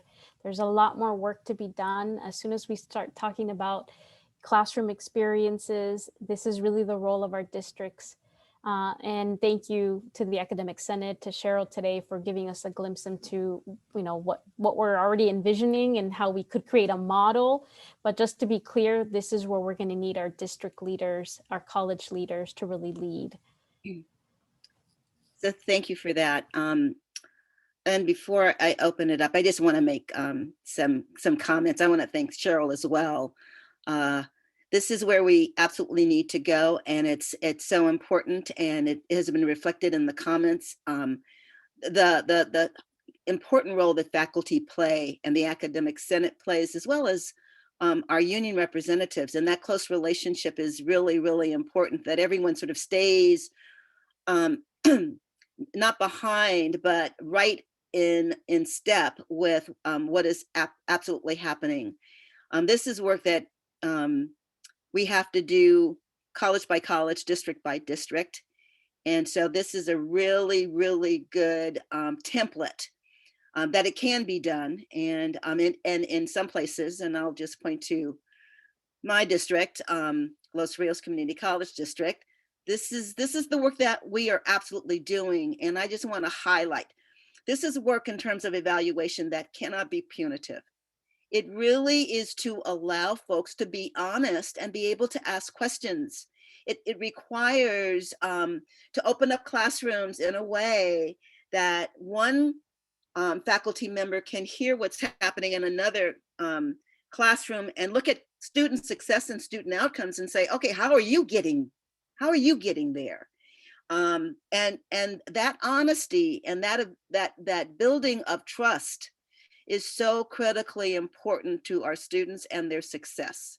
So I just wanted to highlight that one piece. There's lots to highlight, but that at the core, it is building the trust, it's building the conversations, it is building the communication within our institutions so that the work can progress and that can be successful. At the end of the day, this is really about students. And the way we can do that is through the agency that we give faculty and everyone that touches our students' lives are a way of being able to be honest and work through the challenges.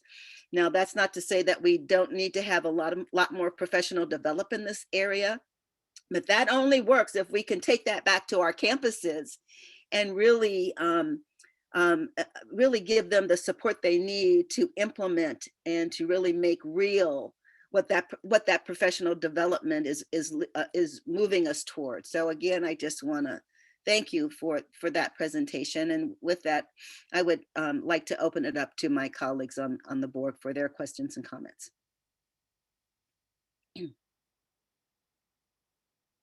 You guys are so good that there's no questions and comments. Let's see. It looks, come on, you guys, you are so talkative. What's up with that? All right. Then it is now 4:21. Is there a hand raised? Nope, that's me. Okay. It's now 4:21. And the question I'm going to ask to the board, we have about five items. President Haynes, my apologies. Do you want to open it up for public comment first? Sorry. Thank you, Andrea, keeping me honest. Yes, I will open it up to public comments. So sorry. The public comment period for item 6.1 is now open. Please use the raise hand feature to make a comment to the board. If you are calling in, press *9. A member of the Chancellor's office will call on you and allow you to speak. You have a maximum of 3 minutes.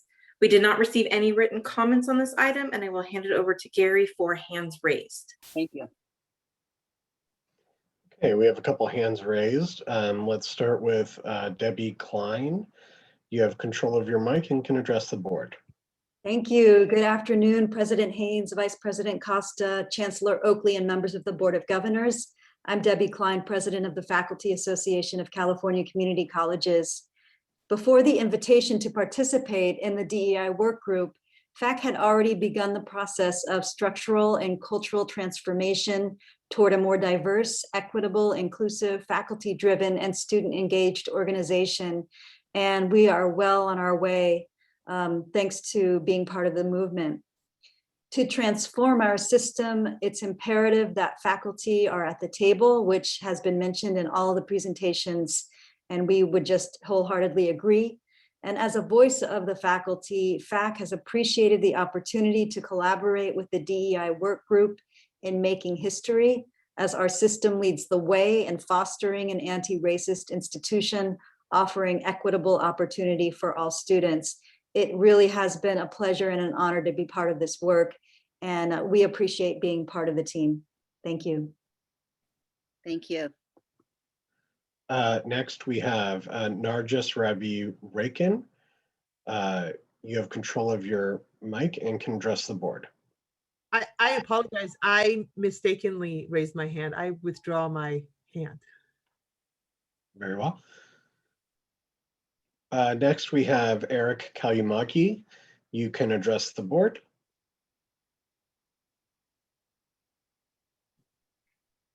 Or at least I can if I can unmute. There we go. Can you hear me?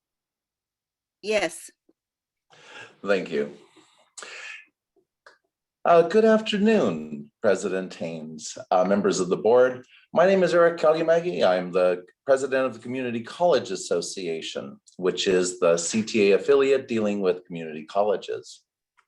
CCA commends the Chancellor's Office in addressing long-needed DEI issues. We note, however, that the work done so far has been done with very little input from union representatives. Locally elected community college boards are the ones responsible for adopting collective bargaining agreements.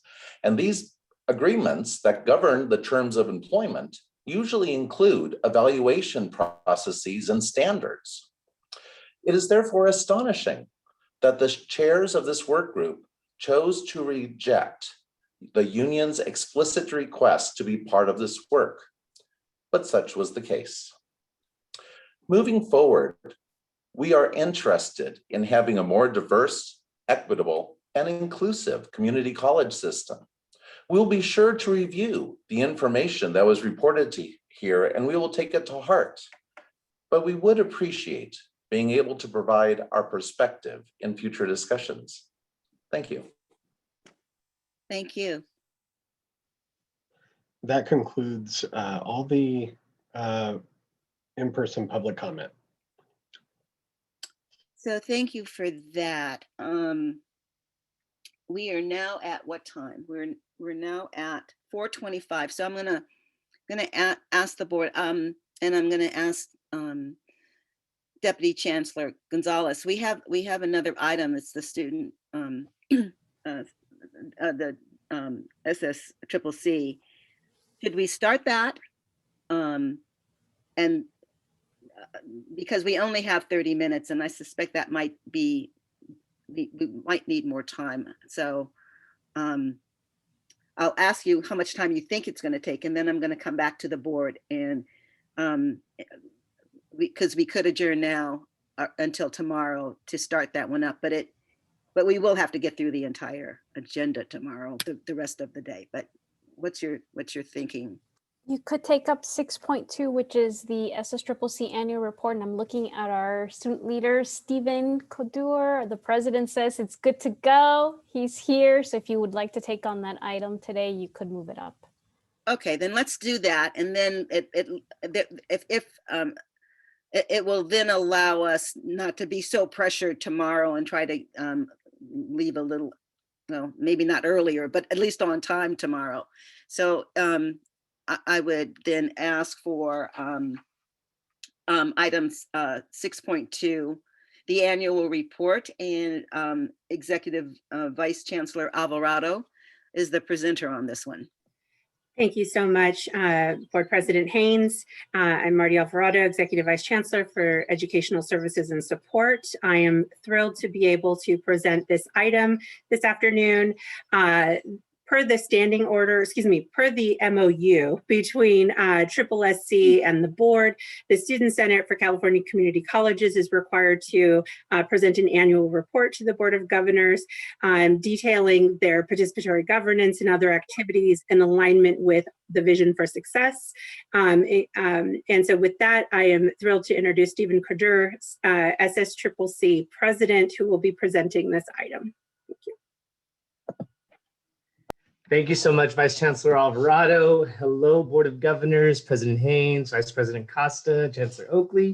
I'm filled with so much emotion to be with you today. I'm super excited and happy to be able to present and be the official voice of our over 2.1 million students.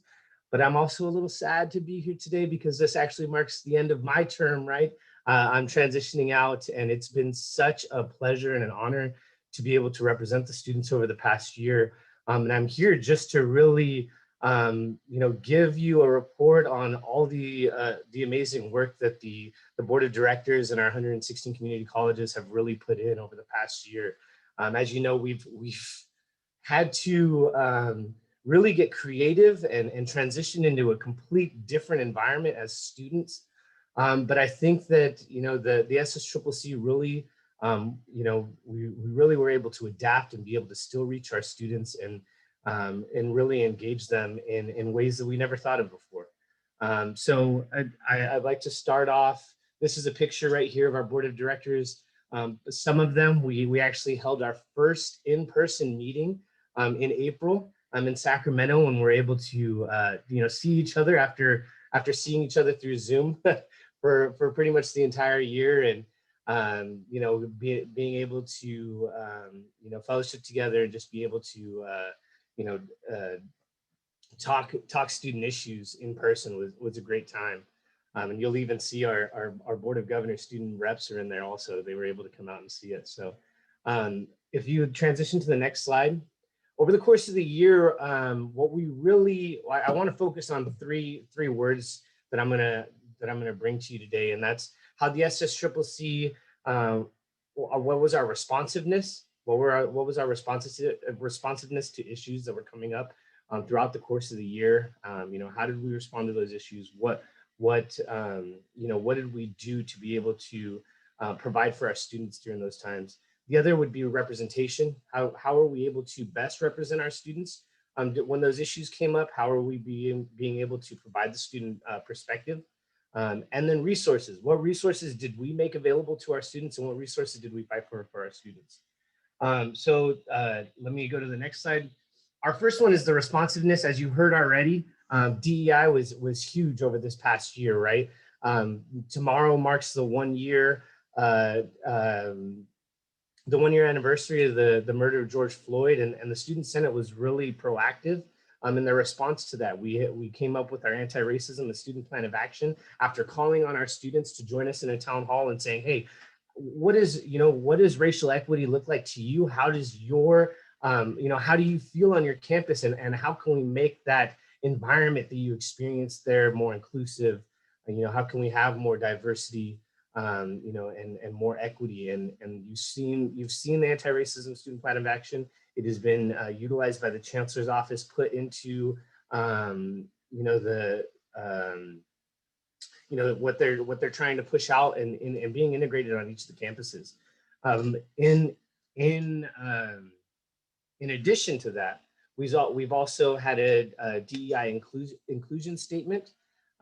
We have utilized a compact that we've sent out to our system partners that have been signed on by FAC, Academic Senate, and others. We have a Black Lives Matter resolution that we were really calling on making sure that our Black students feel included and that their lives do matter. We actually, with the recent violence that has been going on with our Asian community, we had our first town hall just this past month on anti-Asian hate. And actually, we had a member of the Chancellor's office, Vice Chancellor Ruan O'Shaughnessy. We had BOG member Hildy Aguinaldo on that panel, and it was a great time. You can utilize that resource. It's on our YouTube channel, and what we're going to produce from that is a chapter 2 of our anti-racism student plan of action, and how that adapts to our Asian community, and how we can best equip those students also. And in the future, you might even see a chapter 3 with our American Indian students also. So we're really looking forward to what the students have in store there. We have our hiring committee student participation. We got the legal opinion from the Chancellor's office helping to get students on hiring panels. That was a big push that we had this year, including that student voice in a very integral part of campus, governance, and being able to provide that feedback on who is coming onto our campus and being a part of that community, right? The student grievance process, as you already heard earlier, and all the work that's been going on there. And thank you. Shout out to Vice President Catherine Squire, who's been leading a lot of that work for our organization and in the DEI committee. Next slide, please. We had our representation, and our representation, we have our partnerships, our coalitions, our advisory groups. You know, Academic Senate has been huge, a partner with us over the past year. FAC, Seesaw, the League. We've expanded our partnerships with the faculty unions, such as the CCA, and other nonprofit organizations like the 20MM, the Michelson Foundation, the Roosevelt Institute. We've branched out into getting more partners of the organization and really solidifying those relationships so that we can have, you know, more effective advocacy in the future. Our participatory governance groups, we participated on 25 shared governance committees and groups. This upcoming year, we're trying to provide students with stipends. That's one of the things that we're really trying to, you know, get resources in the hands of our students, because normally when there's a student serving in a participatory governance group, they're one of the only members that are not getting paid to be there, right? So how can we provide more resources for our students so that they can get involved? Also, we had our legislative advocacy. We sponsored 6 bills this year. 4 of them are looking really good right now and are passing through the chains. We had AB 337, which is our vote for our second member of the Board of Governors. We had AB 1111, which is Common Course numbering and getting Common Course numbering across the board. AB 1456, which is our fixed financial aid. And we actually are part of a fixed financial aid coalition with the other student unions, UCSA, CSSA, and really trying to promote Cal Grant reform this year. And then we had AB 775, which is our basic needs coordinators, and our basic needs coordinators along with basic needs centers for our campuses. You know, should AB 775 be implemented in the budget, we're really looking forward to collaborating with the Chancellor's Office to adopt basic needs centers and at every community college. So we're looking forward to that. Unfortunately, 2 of the other bills have either died or have been repurposed, but that does not mean we're not going to continue to fight for them. One of them is student trustees full rights. We would really love to see our student trustees, you know, get the rights that they deserve on their local governing boards. And then the other one is our CSAC, the California Student Aid Commission. Right now, there's 2 student members. We'd like to up that up to 4 so that every sector is being represented by a student. But we're going to continue to advocate. You know, one of our biggest, you know, pillars of is student representation, right? And we wanted to see that student voice being empowered throughout the system. We really just want to give a quick shout out to the governmental relations team at the Chancellor's Office. They have been there to hold our hand along the way and been a great partner. So to Linda, David, Imran, all of you, and I know the new additions, Justin and Melissa, thank you so much. We really appreciate you all. At our General Assembly this year, we passed 28 resolutions. So we're looking forward at advocating for those resolutions. They are on a number of topics. Disabled student awareness. So getting our disabled students, you know, over this course of our students transitioning into an online environment, you know, we've had to adapt by, you know, having ASL interpreters at some of our meetings to make sure that the deaf community were able to be a part, and just providing more awareness to some of our disabled students. So we're implementing a town hall that will be every year, an annual town hall to provide more awareness to the disabled community. We have affordable low-income housing, more student empowerment, menstrual sustainability on our campuses, and access, equity, term limits for trustees, ethnic gender studies, minimal qualifications for our student body association advisors, open ed resources, book services, and there's a bunch more. And you can take a look at our website and we have them listed there.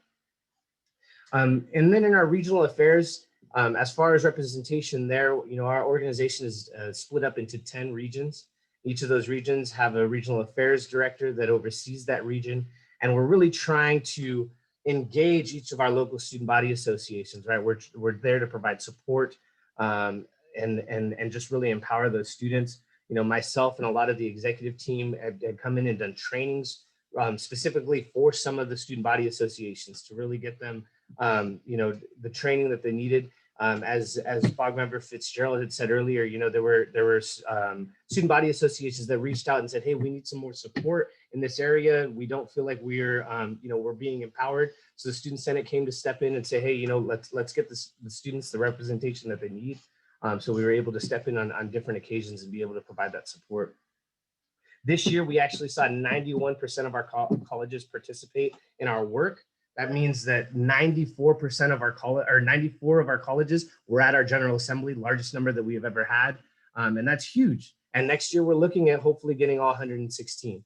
And this is in a year where everything was online. You know, student leadership was actually very, you know, scarce throughout the year. Even my own student body association.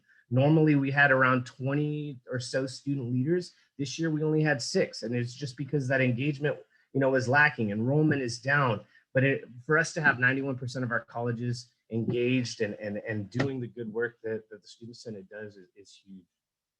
And then my next slide is resources. You know, we've tried to provide resources for our students and for our student body associations.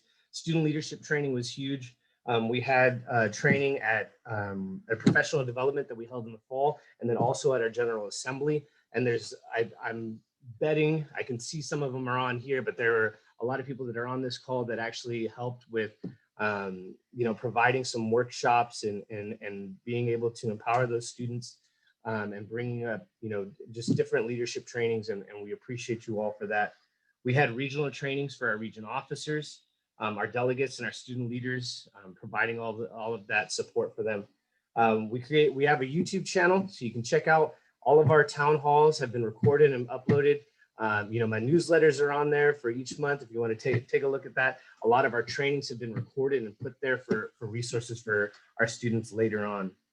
There's more than 40 information and educational videos that are on there just from this past year.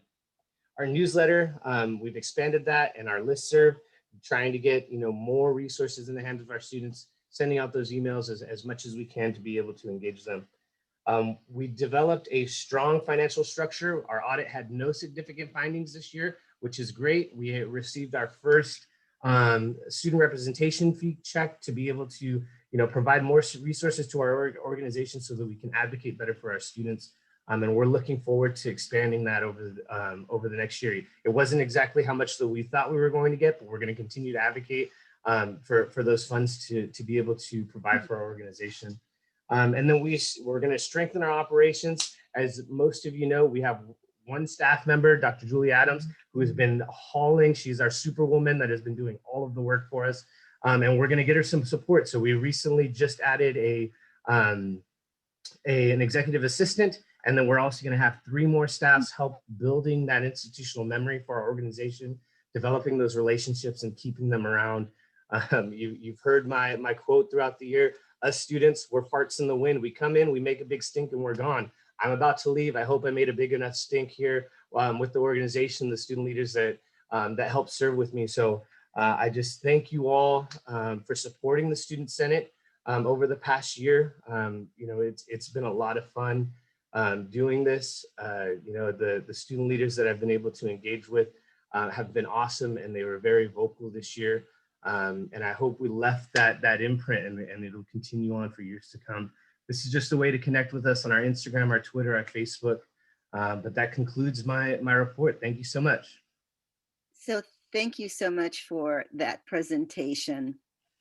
So I'm going to open this up to our board members with any questions or comments you may have. I see 1, 2 hands. We have we'll start with our student trustees with board member Tarasova, and then board member Fitzgerald, and then our other board member Aguinaldo. Thank you, President Haynes. Stephen, I just wanted to take a moment to really thank you for being the fierce advocate for students and leader of SSCCC for all the students across the state. Despite all the challenges this past year, it was a phenomenal year, as we can see in the report. So many important initiatives, movements that were introduced, such as anti-racism, student plan of action, DEI work, the grievance process that we just saw earlier on, which was a full load on itself. And SS3CCC just grew so much from my involvement with the board. And I'm really appreciative for all of your leadership in that. And this partnership with the Chancellor's Office to help elevate the students' voice in the decision-making. And therefore, I hope the next board has just a great start and will continue building on these relationships thanks to your work. Thank you for that. Board Member Fitzgerald. Thank you, President Haynes. So just wanted to first respond to a couple points in that presentation that I thought were really important to highlight again. First, I've long talked about the importance of the inclusion of the student perspective in policymaking decisions and discussions. I think that the more we include the student perspective in participatory governance structures, the more we include the student perspective in statewide conversations, in district conversations, whether it be by empowering student trustees, whether it be by empowering the first year student member on the Board of Governors, whether it be by compensating students in participatory governance, where every other constituency for the most part is compensated. I think that's incredibly important. And I think our system, our colleges, our districts will become more equitable, more student focused as a result. So I just wanted to highlight that, and I'm glad the SSCCC is continuing to focus on advocating and figuring out how to best compensate students for their tireless work that they do every day. If for no other reason than to ensure that students who are not necessarily fiscally privileged can provide their voice. These are the students whose voices sometimes matter the most in these conversations, and they can't afford to be involved in these extracurriculars without some sort of base support. So that's incredibly important. I also wanted to highlight 91 colleges at General Assembly is insane, folks. That is an incredible accomplishment. And, you know, I mean, that's incredible. More incredible, 94, excuse me. Even more incredible when you think about the circumstances of the fact that these were student leaders who were forced into an environment that was, you know, less than desirable, all online. And these students are going above and beyond, and most of them are not compensated for the work they do in local student body associations. It's volunteer work. So to have 94 colleges represented, and then subsequently to pass resolutions where you have an overwhelming majority of the students in the California Community College represented within those resolutions, that's just incredible. So a huge accomplishment. I guess lastly, you know, I just want to make a comment about 1216. 1216 was an incredibly important bill, perhaps the most important bill I've ever seen when it comes to how to best ensure that our system is focused, laser focused on ensuring student success and equity. I talked a little earlier about the reality that it's easy for us to forget this reality because we have this eclectic statewide perspective and such a wide drawn back view on the issues. But there is a reality that there is resistance to DEI work in our district boards. And there is no better way to ensure we actively combat that resistance and actively advocate for the success of DEI work than to ensure that there are empowered students helping guide that work. And I do believe that 1216 was empowering student trustees was a surefire way to do that. And I hope that the SSCCC will never give up on that ask. So looking forward to seeing that come back around. Lastly, I just wanted to congratulate Stephen. Stephen is an incredible man. He's not a traditional student. He's a student who's been around in the California community colleges, and I had the pleasure of serving with Stephen years ago on the Region 5 board of the Student Senate for California Community Colleges. When I was involved in the SSCCC, I was a communications officer for San Joaquin Delta and for the region, and Stephen was a delegate at Ridley. And we met our first time at Ridley College in the cafeteria. if I had thought about the amazing things, if I had really reflected and looked and was able to see the amazing things that Stephen would accomplish, I think it would have blown my mind. Stephen has probably been the most important thing to happen to the SSCCC in its entire history. His leadership has been incredible to watch over the past year. The way he's been able to bring students from across the state together and really make everybody work their absolute butt off to try to ensure that the student perspective was adequately represented in a time where communication across these regional lines was more difficult than ever. And really reaching at the very bottom ground level, students who are in the colleges, reaching those students almost impossible. Stephen made it look like easy work. So a big congratulations to Stephen. I'm looking forward to seeing where your leadership journey takes you next. And the state of California will be, the community college system and the state will be losing an incredible constituent leader. So I'm looking forward to where the SSCCC goes after that. Thank you. Are there any other board member questions or comments? Yes, Board Member Aguinaldo. Thank you, President Haynes. It's bittersweet to see you, Stephen, because between you and Colin departing the board on the same day, it's like I never expected this day to arrive, but it's finally here. So it's heartbreaking, but at the same time, I know that the both of you will send incredible ripples throughout the community and in the careers you have beyond the community college system. In the spirit of what Colin was saying, I wanted to take a moment to identify 4 things that I noticed most about your leadership and really congratulate you on a spectacular run as president. The first is the incredible subject matter expertise that you demonstrated. I saw firsthand the way you and your team put together the town hall on anti-Asian hate and how you elevated the conversation. It wasn't just an exercise of checking the box. It was very much an exercise of pushing the envelope and moving the needle, and you did that. So thank you very much for that and for your contributions, not only to that event, but to the DEI space. The second is your skill in putting together a wonderful team, because you're not the strong suit, your entire team is the strong suit. And that, I think, is a hallmark of a wonderful leader, to have each member of the team bringing something so valuable to the table.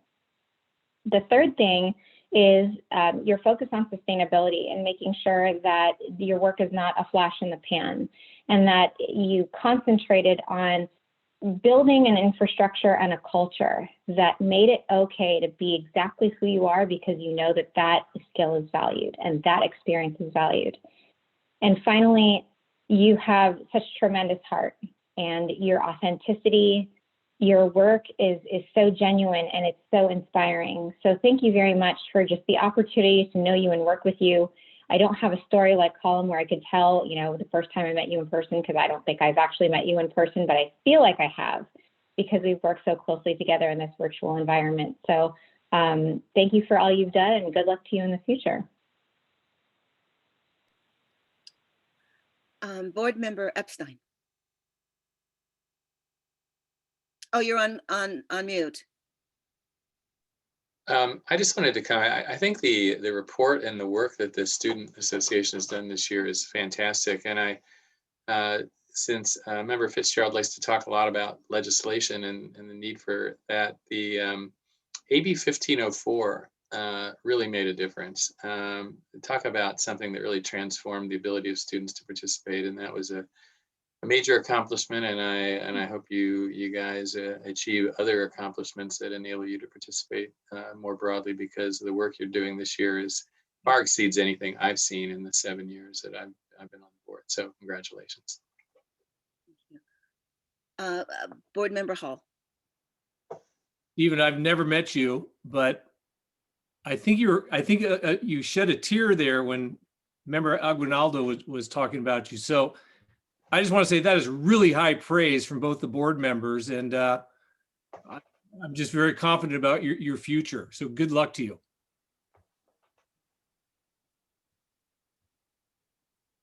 Other board members. So I would like to close this out and then ask for public comment. I won't forget this time, but let me just say that I just have to ditto what my colleagues on the Board of Governors have said. There has been a sea change in the engagement of students and your advocacy on behalf of yourself, and the recognition that there are lots and lots of folks who on this board and on boards of trustees that are working to make certain that the student voice is being heard. I want to also provide some recognition of the SSCCC, and that is around making certain that there are resources and training and advocacy at the regional level, that you are bringing up that next generation of students to be in leadership positions. And that's critically important. Sometimes your time as a student is limited by you move on and you either transfer or you go into the workforce. And so that backfill, if you may, if you will, of those students who have the capacity, understand the importance of student voice coming behind you, so critically important. So I want to thank you for being thoughtful and insightful about that. And I also want to thank Julie Adams, who has been mentioned, but I want to make certain, I know Julie from other venues, and you could not have a better executive director with experience around how you build capacity within organizations. And so I just want to give a shout out to her. And with that, I'd like to ask for if there's any public comment on this item. The public comment period for item 6.2 is now open. Please use the raise hand feature to make a comment to the board. If you are calling in, press *9. A member of the Chancellor's office will call on you and allow you to speak. You have a maximum of 3 minutes. We did not receive any written comments on this item, and I will hand it over to Gary for any hands raised. There are no hands raised to comment on this item. Okay, well, I want to thank you for today's agenda. And so we're going to end, but not adjourn. And I look forward to seeing everyone tomorrow morning at 9 o'clock sharp. The goal is to get through our agenda items 6.3 through 6.8, and then public forum by 1 o'clock in the afternoon. So I will need everyone's attention to that. And I look forward to seeing you all tomorrow morning at 9. Thank you so much.